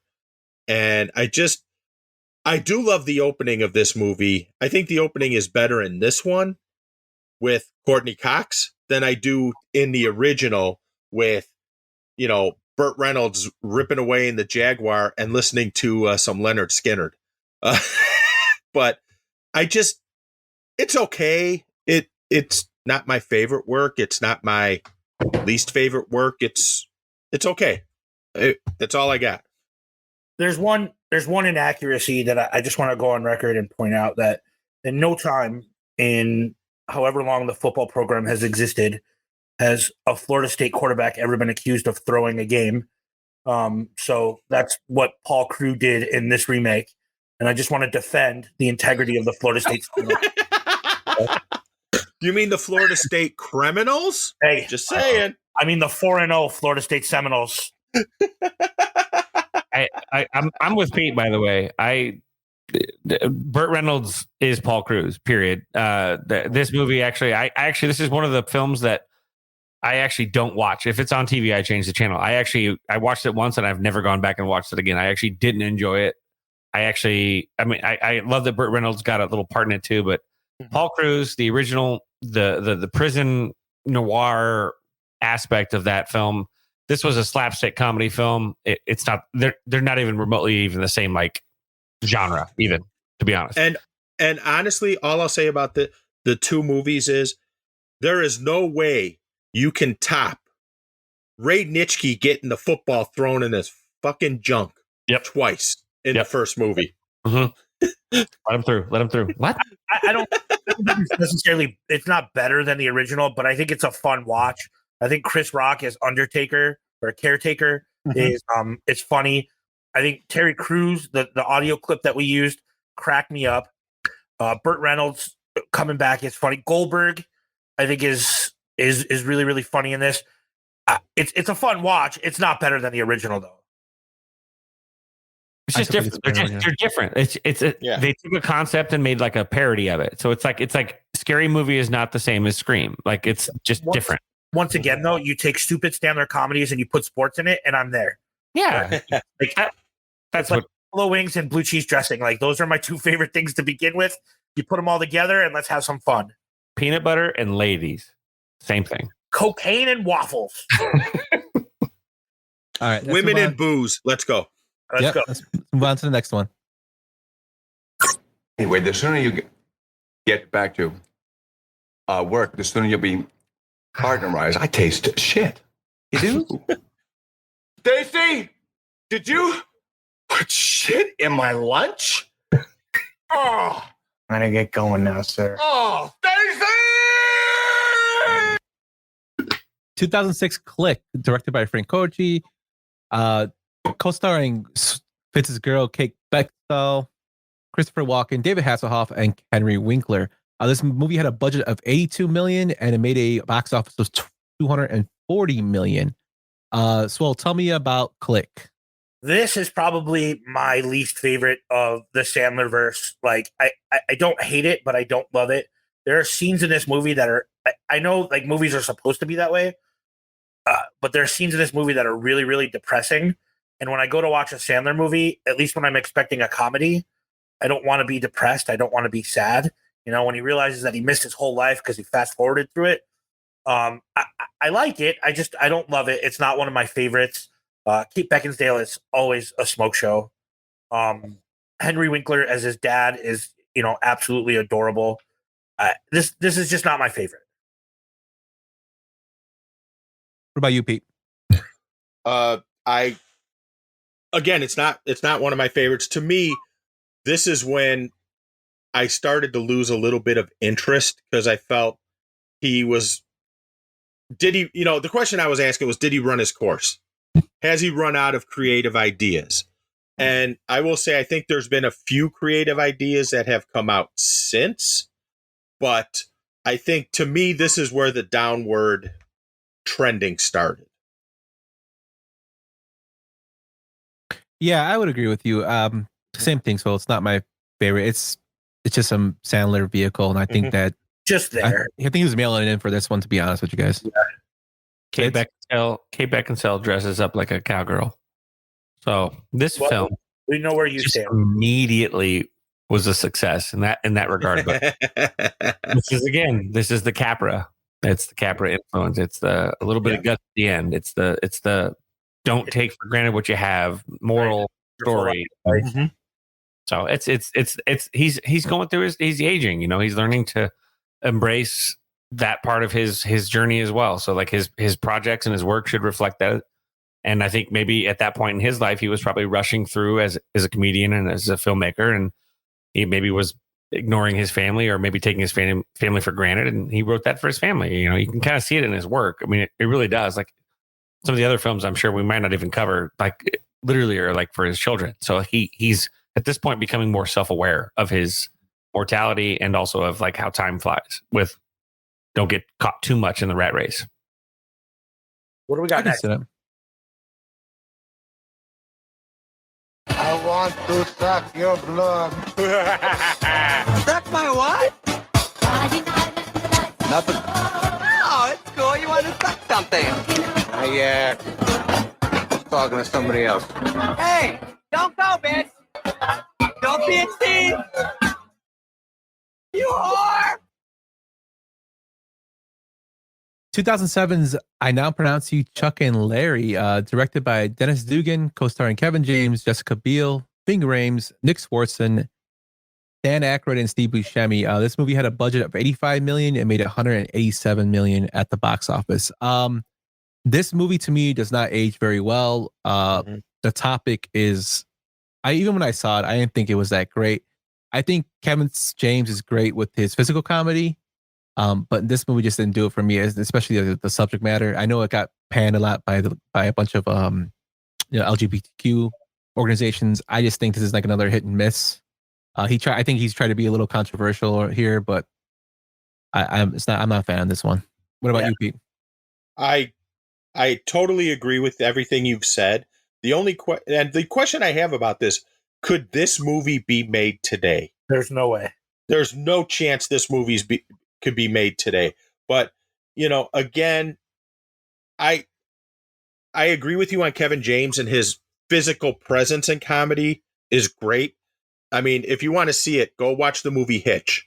The way he moves around and his physical presence is hysterical, playing the lovesick puppy guy, if you will. But this movie, it was like a lot of cliches to me, and just, I'm not saying this to be mean towards Adam Sandler, but trying to pass yourself, saying that you're like the hottest guy in New York or whatever the hell it was, or what was didn't he like in the movie, wasn't he like voted the hottest guy in New York or some shit like that? Yeah, something like that. Yeah. That's not what it was. The movie was homophobic. Like, yes, it made a lot of jokes that it shouldn't have. It crossed the line. I don't love it. I don't necessarily love Kevin James comedy. But it is what it is. I think that the thing too with this is I think there was good intent. I think this was a really, this was as if again, I'll just, vouch for myself at the time, especially that kind of like that year and where I was at in my own journey or whatever. That was a place that I hadn't really been exposed to in the first place. So this is almost written like somebody that has never really like been around the gay culture, and it was it had good intent. I don't think it was homophobic in the sense. I think that it was just misdirected, and I think that it used tropes that we as maybe like a regular average straight white male might not get or would get like as humor, because we had a misconception. And then once you've communicated and you've met and you've been in the community and you've seen these fantastic people, you realize that you're so far off. I think that's part of, I think he learned that in the release of this film too, is he heard from the culture. They were like, hey guys, you are so off, let me show you this. And it opened a dialogue though, so there was a positive there even in the failure, I think. Well, and as I'll say this, I agree. I don't think they intentionally went out to be homophobic, if you will, or go down that path, but intentions versus result are two different things. Oh, sure. Yeah. Absolutely. Totally agree with everything on this one. There's not really no point to spend too much time on this one. I think it's just there, and let's just move on to the next one. You like to insult people? Was that your feet? Yes, it's the feet. The feet uppercut. Okay. Here comes the double foot. This is good. Smell it, smell it, smell it. Now take it. That's for you. Let me go.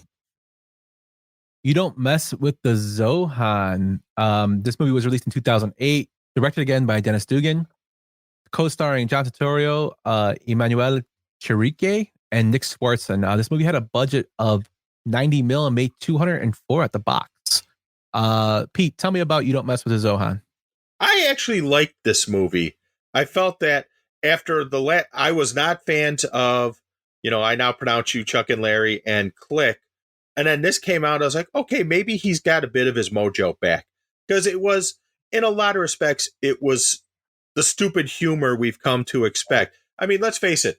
You don't go to an Adam Sandler movie generally to get like some kind of worldview message or anything like that. You go there to be entertained, to eat popcorn, and to laugh, and forget about whatever's troubling you for an hour and a half, 2 hours, whatever it may be. So I felt like he was getting back on the right track with this movie.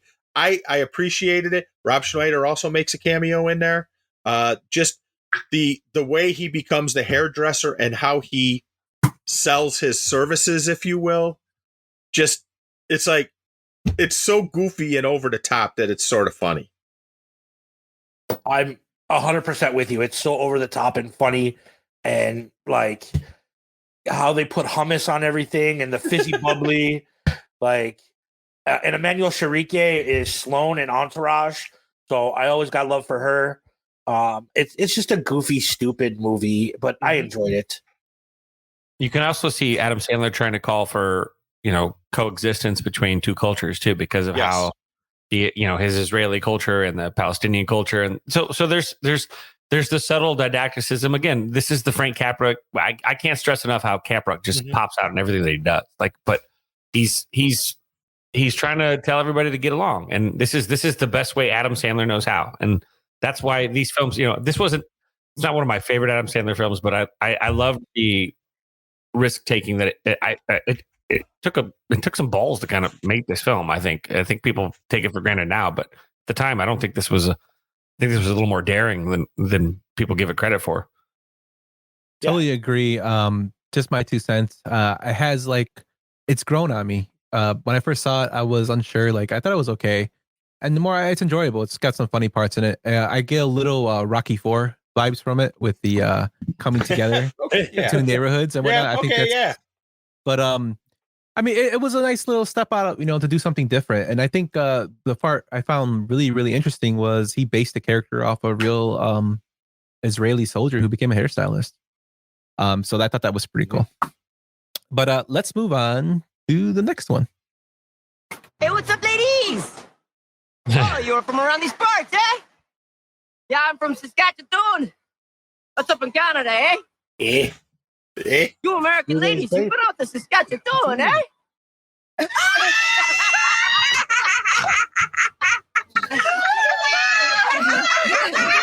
Oh, Caesars. Oh, Caesars. Grown Ups 2010, again directed by Dennis Dugan. This movie co-stars Kevin James, Chris Rock, Selma Hayek, Rob Schneider, David Spade, and Maria Bello. This movie had a box office of $271 million on an $80 million budget.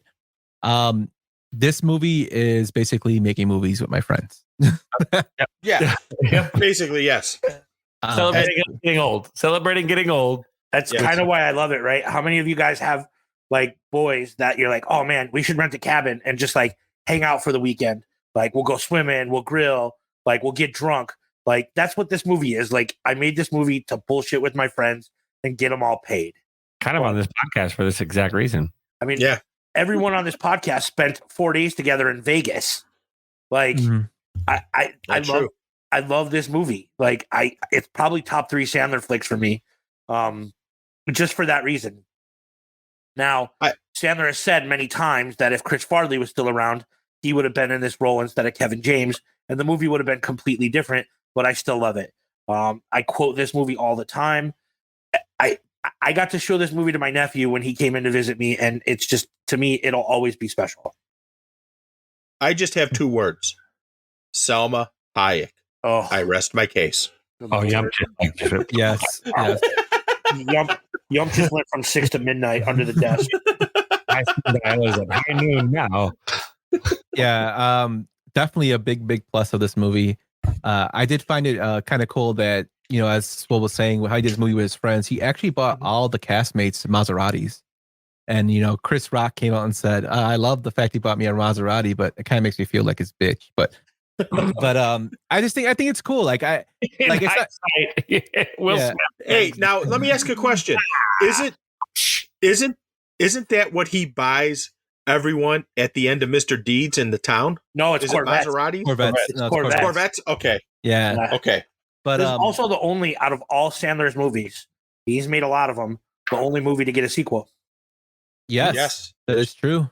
But I think it's a fun movie. It has its moments, and I'm not like a huge fan of it, but I mean, I know why he made it, and it's enjoyable to watch. So when it's on, I won't turn it off. It's funny how your story changes while you got people watching, because you were talking shit about it in the text message. Yeah. No, I was talking shit about Grown Ups. I just talked shit to you yesterday because I know you like this movie so much. Then see the way you do to me every time I mention the Red Hot Chili Peppers, asshole. You see subjectivity, guys. Subjectivity. It's based on emotion. Yeah. But I might actually love Grown Ups, but not today. no, I didn't say I loved it. I said I'll watch it. But let's move on to our next one. Is this a Halloween party? Are you kidding me right now? You got a little more work done, huh? Yeah, just a little bit. Just a tweak. Maintenance. I just want to stay in the game, Penny. I don't want to hit home runs. Just some singles. That's all. You got to stop. Don't tell me. Do you have any feeling in your face? Just in this one spot right here. And then from the eyebrows down, dead. Is that a car alarm? He's laughing.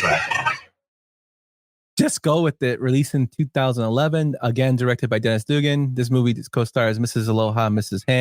Hand, Jennifer Aniston, Nicole Kidman, Brooklyn Decker, and Nick Swanson. This movie had a budget of $80 million and made $215 million at the box office. So tell me about Just Go With It. It's funny. I watched this last night while I was making the PowerPoint after the Florida State game, and it, like Grown Ups, like it's a fun movie. It's a typical Sandler fun movie. Brooklyn Decker and Jennifer Aniston are absolute smoke shows. Like, we don't have to beat around the bush. But once again, Sandler's making movies because he gets to go on exotic trips and the studio pays for it and they make him money, right? We're going to send you to Hawaii, but you're going to make us $100 million. Cool. It's goofy, though. I like it. The premise is stupid, but are any Adam Sandler movies, do they have deep philosophical meanings? No. What about you? Well, there's one, but I watched it once. That's about it. This one was just it was a rom-com push. And it's again Valentine's Day area. Same as 50 First Dates and I think wasn't Wedding Singer in February too. So you've got Adam Sandler Valentine's Day dates. That's kind of thing. It works out, right? Because you get to see stupid jokes and you get to take the wife out to a romantic comedy. Absolutely. And it doesn't. It's not a total 2-hour suck fest. No, you watch it once though. He's helping out guys. Yeah, it's not much of a repeat business. It's kind of like it's like in South Park when they go to the musical theater. Go see Just Go With It, just like you're going to see Cats on Broadway. Oh, Sharon. But he helps guys out because at least you're not stuck watching some horseshit movie like 27 Dresses or whatever the fuck that thing was named. Hey, I like that movie. Oops. Oh my god. I thought it was okay. I've seen it a couple times. Not his best, but I mean it's a good rom-com. His best movie is the next one. We should just go right to that. Oh dear. Oh dear Lord. Caramel swirl, I know it was you. Everyone wants my Dunkachino. Can't get enough of my Dunkachino. Kids from 7 to 17 lining up for my Dunkachino. Jack and Jill, 2011. This movie was directed again by Dennis Dugan, co-starring Al Pacino and Katie Holmes. Budget of $79 million and a box office of $149 million. When going through finding sound for this, that was probably the only thing I could find that was actually kind of funny was the whole Al Pacino Dunkachino commercial.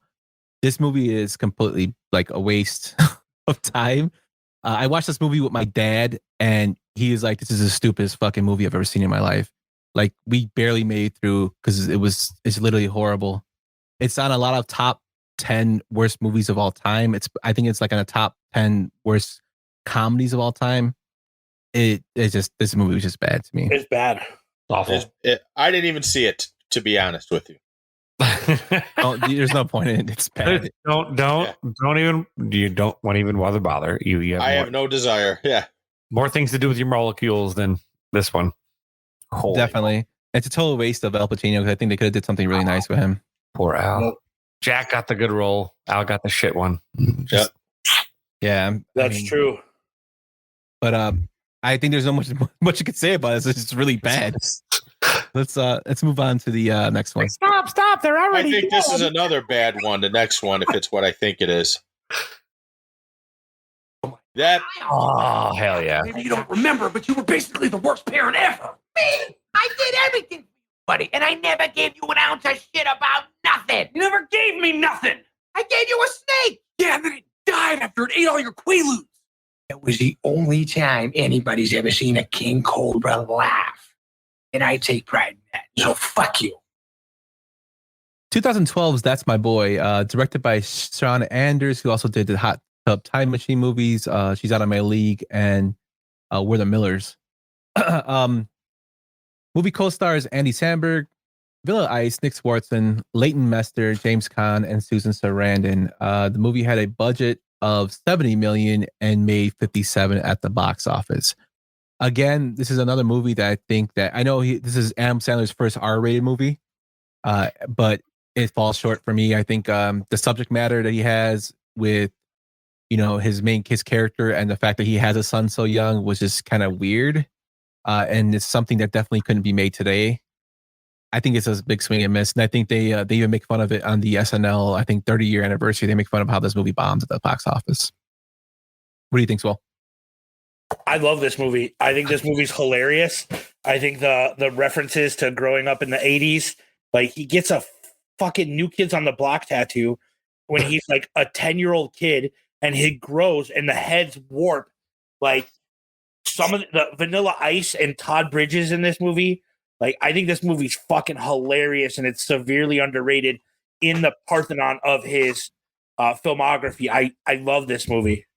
This is actually a really cool moment, too, because this is Andy Samberg 100% credits Adam Sandler as his inspiration. He was actually accused of trying to be a wannabe Adam Sandler early on. Yeah, I mean, he recorded albums and he had the same kind of, but Adam Sandler inspired him. And so like the fact that these two this was for me this was like a home run, just the two of them together on screen together. But the tattoo thing is the funniest thing. He's got a tattoo of Tattoo from Fantasy Island. Like it's insanely stupid funny. Like again, and his characters, it is what it is. It's making fun of obviously the Mary Kay Letourneau thing or whatever, and it's just kind of taking something to create a plot. But his name is Han Solo Burger. Yeah, it's like Big Daddy down the line though. Like right. And he's all like, right. Go. I'm sorry. Go ahead, Pete. No, I was going to say, I only watched about 10 minutes of this movie and I never came back to it. But I do have a question. You said he has a tattoo of Tattoo. Would that be like Tattoo Inception? That would be like Tattoo Inception. It's a paradox, really. Yeah, it's a riddle wrapped in an enigma. Pete, you've only seen like 10 minutes of this movie? Yes. Dude, you got to do me a favor and watch this movie like from beginning to end. Because I think like if you get past like the goofy, the first 10 minutes I think are fucking hilarious when like he's like trying to seduce his teacher and he's like, she gives in and she's like, okay, well, what do you want to do? And he's like, I don't know. Maybe we could start with some hand jobs. And he's just going like this, right? Once you get past the first 10 minutes, I think this movie will make you fucking laugh your ass off. Yeah, after the time jump, it's perfect. Like it's so good. And he does another obnoxious voice, but like he is like Adam Sandler's character in this movie would fit in well in Section 108. Do you guys think we're gonna ever get a Toll Booth Willie film? Man, I'm still holding out hope for that one. That'd be great. Adam Sandler's character would fit in from the 108 very well. And Jack, I totally agree with you. This movie, he's like the saving grace of this movie, Vanilla Ice. Hilarious. But I did find it funny that Andy Samberg actually invited Adam Sandler to his wedding and he came dressed up as Donnie. So he was in character the whole time, which he thought was hilarious. But Pete, check it out. To me, it was like a swing and miss, but Andy Samberg and that's a whole nother, like, because you can probably do like at least 3 movies of Andy Samberg that are like great. He's fun. Oh, definitely. He might be in a future episode sometime. Let's move on to our next one. I just want to be alone. Yo, don't believe the hype.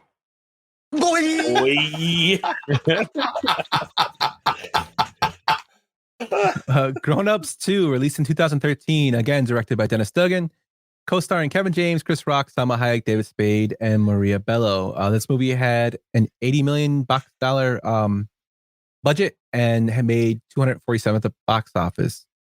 Again, another movie with his friends. The only thing missing from here is Rob Schneider, and I think his wife was pregnant at the time, so his character was kind of written out. Movie's not bad, actually. Another thing, if it's on, I'll watch it. Just something I'm not gonna go to right away. So tell me how much you love this movie. I mean, I think like it's not as good as the first movie. The sequels traditionally never are, unless you're The Godfather Part 2 or Aliens. But like, I think that like it's the last day of school. It's the last day, like before summer vacation. And this movie takes place all in the span of that day. They have this 80s themed like costume party, which is super bizarre. But he dresses up like Springsteen, and you have the Hulk, and you have all the weird shit that's going on. And it's just about getting older and hanging out with your boys again. It's fun. If it's on, I'll watch it, but I don't love it as much as the first one. Pete? Jackson. I can't think of anything else to say. Again, it was another case of, hey, let's get the band back together and have some fun, And again, it's not bad, but if I had to choose a movie, Adam Sandler movie to watch, it would definitely be a little lower on the list. Doesn't this begin his relationship with Taylor Lautner as well? That we would probably like to forget that it ever existed. Taylor Lautner wasn't here as one of the frat boys that makes him jump off the cliffs. Mm-hmm. Yeah, wasn't Milo Ventimiglia in this movie too? Like he's like 35 and playing a frat boy. He was one of those dudes. Yeah, it's Pete. It's just like you said, it is what it is. Did you like it, Fidz? It was kind of. This wasn't one. I mean, I'm not as big on the Grown Up series in general, but nah. I mean, this was a watch. This is one of those watch once, watch twice, maybe. But like, if it's on, I'll keep it on. But it's not a game changer by any means. No, definitely not. Let's move down to our next one. We're in the home stretch, boys. The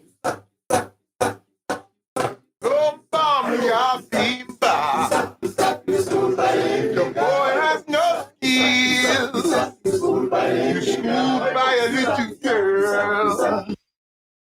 That clip was just for your wife, Swole, because she told me that she likes that part. 2014's Blended, directed by Frank Coraci, co-starring Drew Barrymore, Bella Thorne, Wendy McClendon-Covey. This movie had a budget of $45 million and box office of $128 million. So, Pete, tell me what you think about this movie. Never saw it. Just never saw it. Straightforward. I love it. Yep. What about you, Swell? I mean, so this movie, like, obviously, this is my wife's favorite Sandler movie. And as a kid that comes from a divorced home, like, these issues were real, right? Like, getting to know new step siblings and a new stepfather or stepmother. It's a real thing. And I don't think Sandler has experienced it, but he made a movie for those people that had to deal with like mixed families like that. And it was pretty cool. Like I enjoyed it. It's a goofy romantic comedy and it has some family elements. And once again, he got paid to go to Africa on like a safari with Drew Barrymore. So I'm a fan. And my wife and I went to the theater to see it. But I'm a fan. Yeah. I mean, this is another example of Adam Sandler trying to inject a little message into like his projects and his art. Yeah. And again, this hit a little bit easier to a target audience. And I think that people that have experienced this looked at this film and like it really was like, oh, like that kind of captured. It's good. It's a happy, again, Frank Capra. Like it's always, you've got the blueprint. There's no reason to go away from it. It's what works. And so it's not Happy Gilmore. It's not Billy Madison. It's not The Wedding Singer, but it had its target audience and I enjoyed it. And my wife loves it. We watch it periodically. I didn't hit it at all. I thought it was good. It was fine. Yeah, I thought it was okay. This movie's actually Kevin Nealon's favorite of all of his films he ever made. This one. which I because thought he's was got a fancy. smoking hot girlfriend in this movie with massive. or whatever.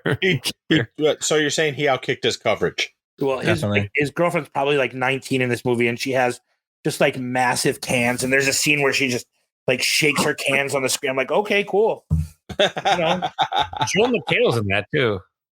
Joel McHale is in that. He plays the same character he plays in every movie, just like a douchebag. Yep. Yeah. But let's move on to the last one we have sound for, boys.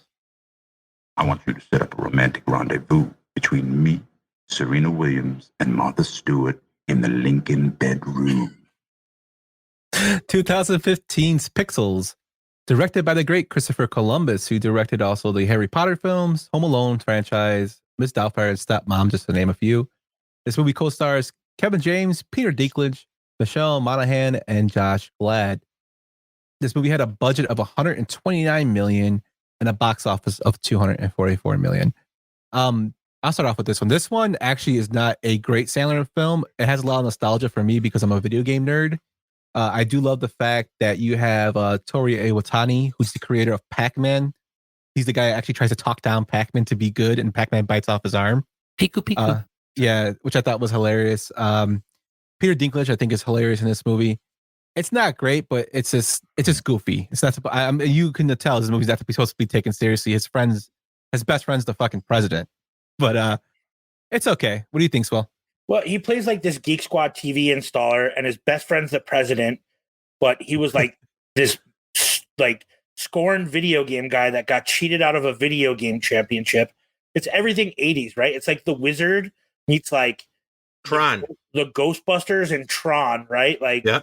Like it kind of meets all those things. It's also like probably one of the more heavy like special effects, graphics intensive movies that like Adam Sandler's ever done. It's goofy. Peter Dinklage is awesome. I love it. I love him in this movie. Like just the way that he talks and the way he dresses, and it's whatever. It is what it is. Fitz? This was not one of my favorites. It was, it played on some of the pop culture, video game tropes that, like if you played the games, haha, that's funny. But it wasn't like it wasn't a big one. I wasn't a huge fan of it. It was a little predictable, even if you want to call it that. But it was, again, he's just kind of like, Sandler's just kind of taking stuff that we know and just kind of repackaging them and playing a little bit of your nostalgia, which he's really good with. He understands what we liked when we were young, and so that's what makes it all work. What was the box office on this, Yump? 250, I think. 245. 245. 244 close. It's 244. On a budget of what? 120. Oh, okay. That's why they keep pumping. Like they keep giving him money. Yeah, definitely. Yeah. You guys put it perfectly. It's okay. The one thing I'll say about this, to me, it had a definite Tron feel to it, because to me, he was, I don't want to say he was directly trying to make his character like Flynn from Tron, but there was that thing there about, instead of the video game, in Tron, he wrote the video game. In this one, it's the video game championship. You know what I mean? Yeah. Yeah, and they use a lot of like, for nerds that are video game guys, Billy Mitchell was like influential in like the 80s, with Pac-Man and Donkey Kong. And yep. it came out, recently within the time frame this movie was made, that he was a cheater, and that's who Peter Dinklage plays, is like a smaller Billy Mitchell, which I thought was kind of funny because he kind of looks like him too. But yeah, I mean, it is what it is. Yeah. But that's our movies with sound. Now we're gonna get into more serious Sandler movies. I'm just gonna run through them name them off, and then you guys just let me know what you guys think about them. So the first one we have is Spanglish, and this movie was made in 2004, had a budget of $80 million and a box office of $55 million. It was directed by James L. Brooks. Actually, this is the last movie he directed, and it starred Paz Vega, Tia Leone, and Cloris Leachman. Fitz, tell me what you thought about Spanglish. I thought it was this is like in the same era of when Sandler would actually go and do some art films. So these were away. This was Adam Sandler kind of trying to prove his chops a little bit. And this was a good one. This one was lighthearted. It wasn't super serious, but it also was a great way to kind of bridge a gap and divide and open the eyes of a whole demographic that maybe took certain parts of the other demographics for granted. And I think that Spanglish, Adam Sandler's character, learning to be not such an asshole and so blind to everything is kind of a cool character journey. And again, here's Sandler accepting a role that has deeper meaning than just silly slapstick. And now at this point, he's using subtle humor and things we know as good comedy, as opposed to just the average comedy trope of bodily harm and whatnot. Right. He's actually doing smart comedy now. What about you, Swell? I mean, same thing. I don't remember it very, very much. What I do remember was I enjoyed it, and I do remember it was a stretch or not a stretch, but like just different from anything that he's done before. Pete, I did go see this at the show, and I remember actually sitting there going, "Hey, you know what? He actually may have some acting chops. He's not, the greatest actor of all time or anything like that." But he's not also just the goofy guy, doing body damage humor and stupid voices. He does. There might be something more there. Yeah, I totally agree with you. One of the movies that was on this list actually kind of got me in seeing that Adam Sandler can actually act. I do like this movie just for the aspect of Paz Vega's character. I do love the fact that she tells her daughter, like, she's very culturally into her culture, and tells her daughter, she wants her daughter to keep that culture. And that's something that a lot of immigrants that I've talked to, deal with when they come over here. They try to keep their roots, as they say, but like become Americanized, but still keep, where you came from. I thought that was kind of a nice message in this movie. The next one we're going to get to is The Cobbler. And this movie was made in 2014, directed by Tim McCarthy, who also directed Spotlight after this to win Oscars, co-starring Method Man, Malone Diaz, and Steve Buscemi. This had a box office of $6.5 million on a $10 million budget. Now, I had never seen this movie. Neither have I. Tell me about. Try to sell this to us, Will. It's kind of a depressing movie. Like, I've only seen it the one time. I remember really, really being impressed by the way Method Man can act. He's been in a couple of movies that I really, really love. Garden State being one of them. But I remember it being like super kind of depressing and not like in like a Punch Drunk Love type of way. So he went period piece with this. I mean, he was just, again, he's trying to stretch. He's stretching himself. That's what he's trying to do here with Tom McCarthy. He's got Ellen Barkin, right? And obviously Buscemi's in there, which is great. But I mean, he's stretching himself here. And this is, again, 1903. So this is a very different Adam Sandler just in general, having to play this type of role. He's pushing. Yeah. The next one, probably, which is the most he got more critically acclaimed for, is Uncut Gems. This movie was released in 2019, directed by the Safdie brothers, Benny and Josh. They co-stars Kevin Garnett, which I thought was hilarious, Eric Boston, Julia Fox, and Dana Menzel, and Lakeia Stanford. This movie had a budget of $19 million and made $50 million at the box office. This is peak Sandler, in my opinion. He does a great role. I think he was robbed for not getting nominated for the Oscar for this. He should have won. Yeah, yes, I think I totally agree. This is if you haven't seen this movie, I highly recommend you guys check this one out. And the thing I like about this movie the most, he plays a reprehensible person. It is not like in Spanglish, for example, he's still, he may not be the best person in the world. But he has redeeming qualities, though. Yes, exactly. Yeah. Here, he's a fucking scumbag. None. And this is also the Safdie brothers, too. Their anxiety cinema is such a cool cinematic technique. If you've not seen, like, Good Times is another film they did that's really good. And they really have nailed the idea of creating anxiety within the audience. I felt like I was on eggshells this whole film. And the ending is a lot. It's like gut wrenching. Yeah. And this film, though, the whole time you feel like you're almost there.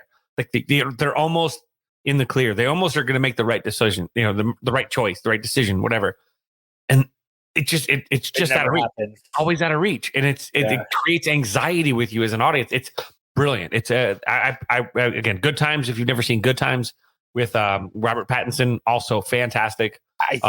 Worth a look too if you haven't seen that before. So I didn't see Good Times until I saw this. I went back and watched Good Times.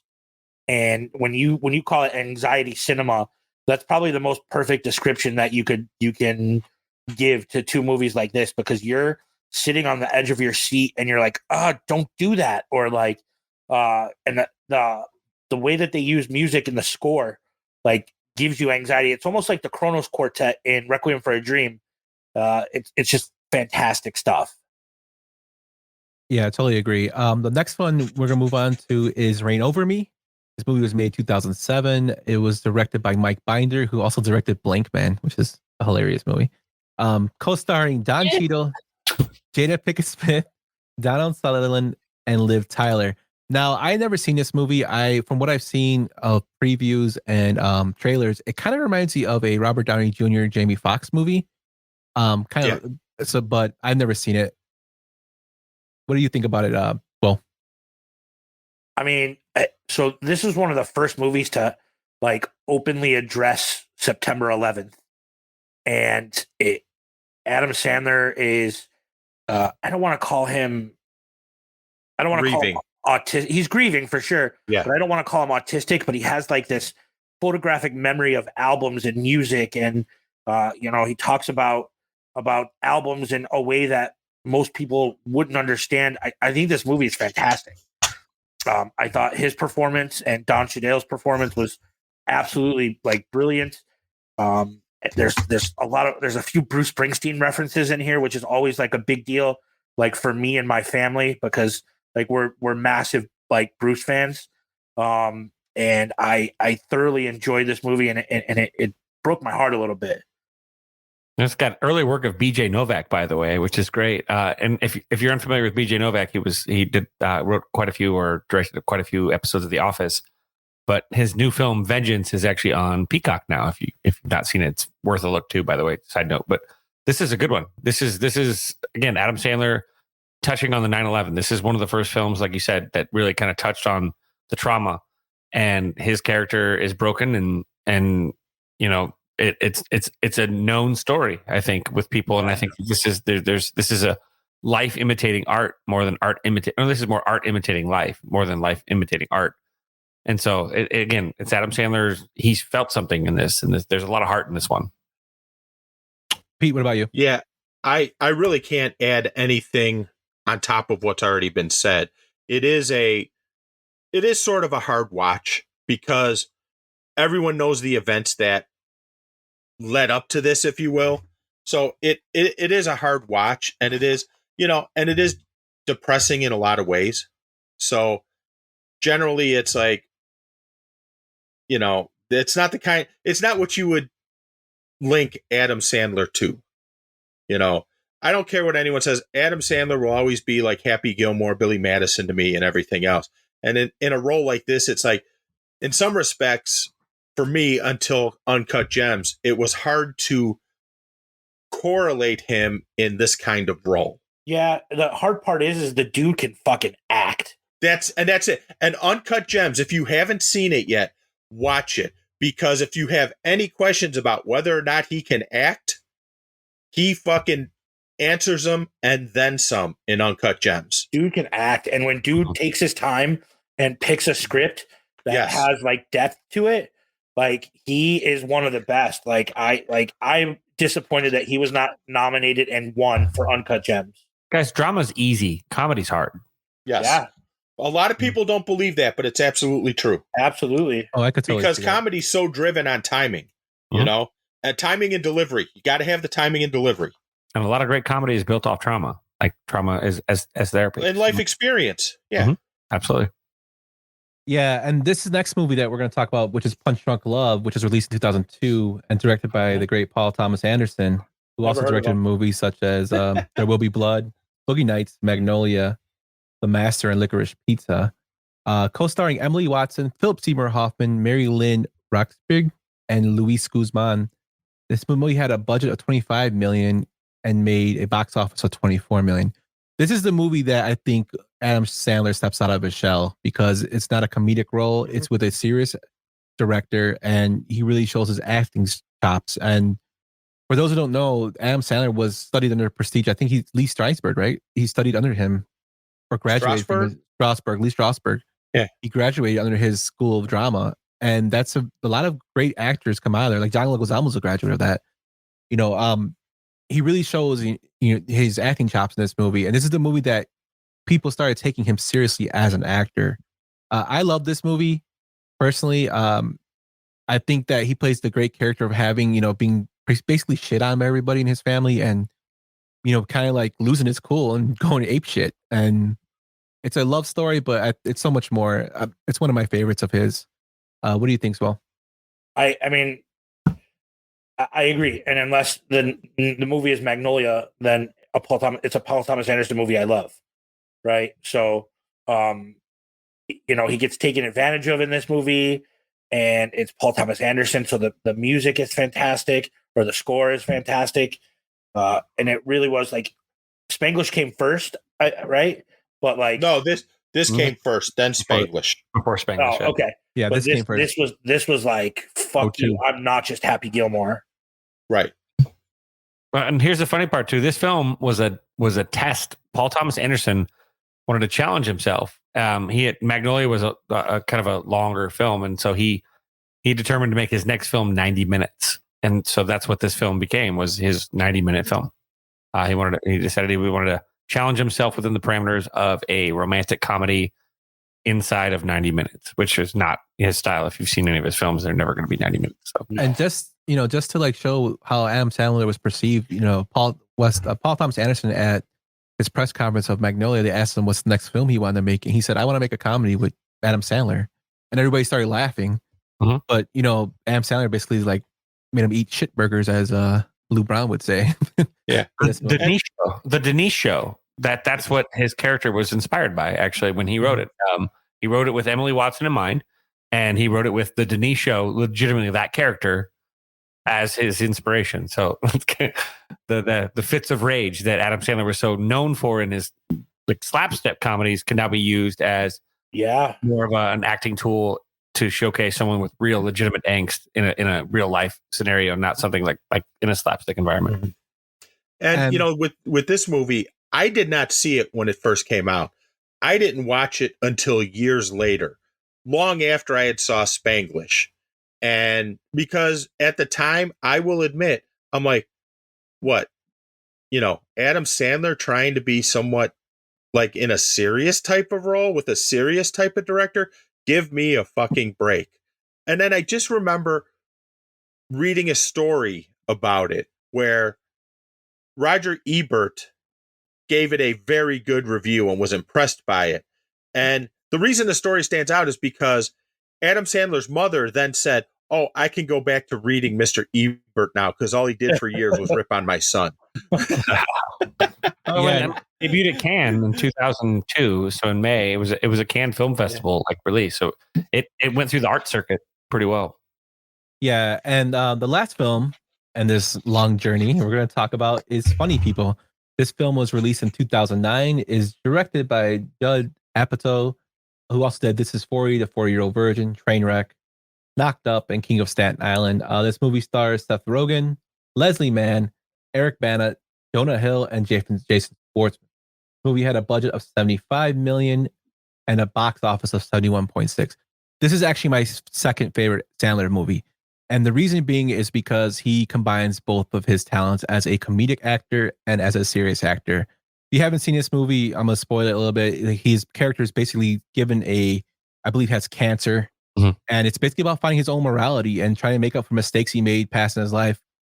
His life. He's a stand-up comedian, and he kind of takes Seth Rogen's character as his protege, if you would. Yeah, as his protege. I don't think it falls apart halfway through. Yeah, I think we need to talk about this comment. Mm-hmm. Funny People had the potential to be tremendous, but like all Apatow movies, falls apart. No, I don't agree with that. I disagree with that. Yeah. I think it had a lot of shitty takes, and then there's Brian's shitty takes.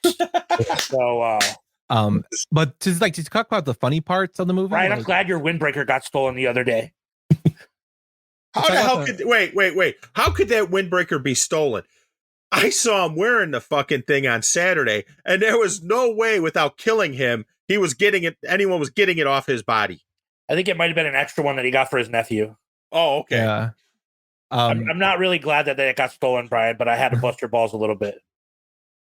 I love Apatow movies. Like, there's nothing you can tell me about Judd Apatow. Well, and I'll just say this: 40-Year-Old Virgin gets better as the movie goes on. Absolutely. It does not fall apart. Well, just the beginning of this movie is hilarious when they're doing the prank phone calls, like of him and Judd Apatow. That's like literally them during their college years of Adam Sandler doing the prank phone calls. But I thought it was hilarious. Jason Schwartzman also scored that film. Yeah. Really? Yeah. Wow. Music by Jason Schwartzman. You mean he could be the Godfather, like Jason Schwartzman. Mm-hmm. And for this movie, Sandler turned down the role of Donnie in Inglourious Bastards. I remember when that happened, and when he was supposed to work with Quentin Tarantino, and it just never happened. Yeah, but I like this movie a lot. I do too. I like it. I wish that I could see, what was it called, Merman? I wish that was a real movie. That's good. Look at this cast too. Look at this cast of comedic actors: Adam Sandler, obviously, Seth Rogen, Leslie Mann, Apatow's wife, Eric Bana, Jonah Hill, Jason Schwartzman, Aubrey Plaza, who's amazing, Maude Apatow, who's now blowing up, or Iris Apatow. One of them are Eminem, Aziz Ansari, RZA, Torsten Vogt. I mean, this is a good cast. Ray Romano makes an appearance. David Tell, Paul Reiser, Ray Romano. It was basically an homage to stand-up comedy. Uh-huh. Yeah, I love it. Wonderful. It's a wonderful film. It's a fun film. It's a good. This is a well-rounded Apatow film, and I don't think that it dies halfway through. I think that it finishes actually pretty well. I also think Yump described it perfectly. It's Sandler taking the comedic elements and his dramatic elements and kind of interweaving them, like Pauly Shore would say. And I think it's a really, really good movie. Yeah, but with that, guys, I'm still stuck on Adam Sandler playing Donnie in Inglourious Bastards. Right? I never heard that. I'm stuck now. I think that's a whole episode that we could do at some point. Roles that famous people have passed on. Like, we could talk about Will Smith not being Neo, like Adam Sandler. Like, we could do a whole episode on that shit. That's the stuff you get on White Sox Twitter's #1 movie podcast, man. White Sox Twitter's #1 movie podcast. No questions asked. Also, the original podcast for movies of White Sox Twitter. Since 2009. Except no imitations. I just hooked you up with some knowledge, boys. No, but that's all the Adam Sandler movies that we can go through. I feel like I just birthed Adam Sandler with all these damn movies. I know this is a long episode, but thank you guys so much for coming on. Appreciate it. Pete. Fitz, Yeah, absolutely. We wouldn't be here without you guys. So guys, please stick around. The Tainted Glove's gonna run right after me and Swole finish up, and me and Swole will be on that show as and well. I pee. I gotta pee before we yes. Yes. Yeah, we're gonna take a little bio break, and then we'll be back. Yeah. But thanks, guys. We'll see you in a little bit. Thanks for having us on. Thanks, guys. Mr. Swole, let's move on to our coming soon, my friend. Want to let everybody know it's coming soon? Yeah. So what is it? Next Monday or whatever is October 1st, our favorite month. We're going to be doing some. Let's go back to Zohan. No, that ship has sailed, my friend. We're going to do a horror movie episode. We're finally going to get to attack one of our favorite genres. And what's our focus going to be, Yump? Nightmare on Elm Street. Yeah, we're going to be talking about Nightmare on Elm Street, which is a fantastic series. Yump has worked on some really cool special stuff. So that's what's coming up. Yep. So look forward to that, guys. And before we go to Swole's final thought, I just want to thank everybody who was hanged out in the comments. I know this is a long one, but Mailman Jack, Brian, Jackie, thank you guys so much for coming in here and commenting. Check us out at thetaintedglove.com. Of course, you're watching this on the YouTube channel, but if you haven't watched us on the YouTube, check us out at the Tainted Glove YouTube and our Twitter handles at the Tainted Glove and at Yumper and Swole. And with that, guys, thank you so much for listening and watching. And let's pull it over to Swole's final thought. Look at that handsome bastard. You know, it's been a busy couple weeks for me. We had iPhone launch. I just want to tell you how grateful I am for all you guys, for listening to the pod, for interacting with the Twitter handle, for just having fun, you know, goofing around with us and interacting. We love all of you guys. We are White Sox Twitter's #1 movie podcast, and we love being around you guys. So you won't see any fake stuff here. We'll never get banned on Twitter. We love all you guys. That's it. Deuces.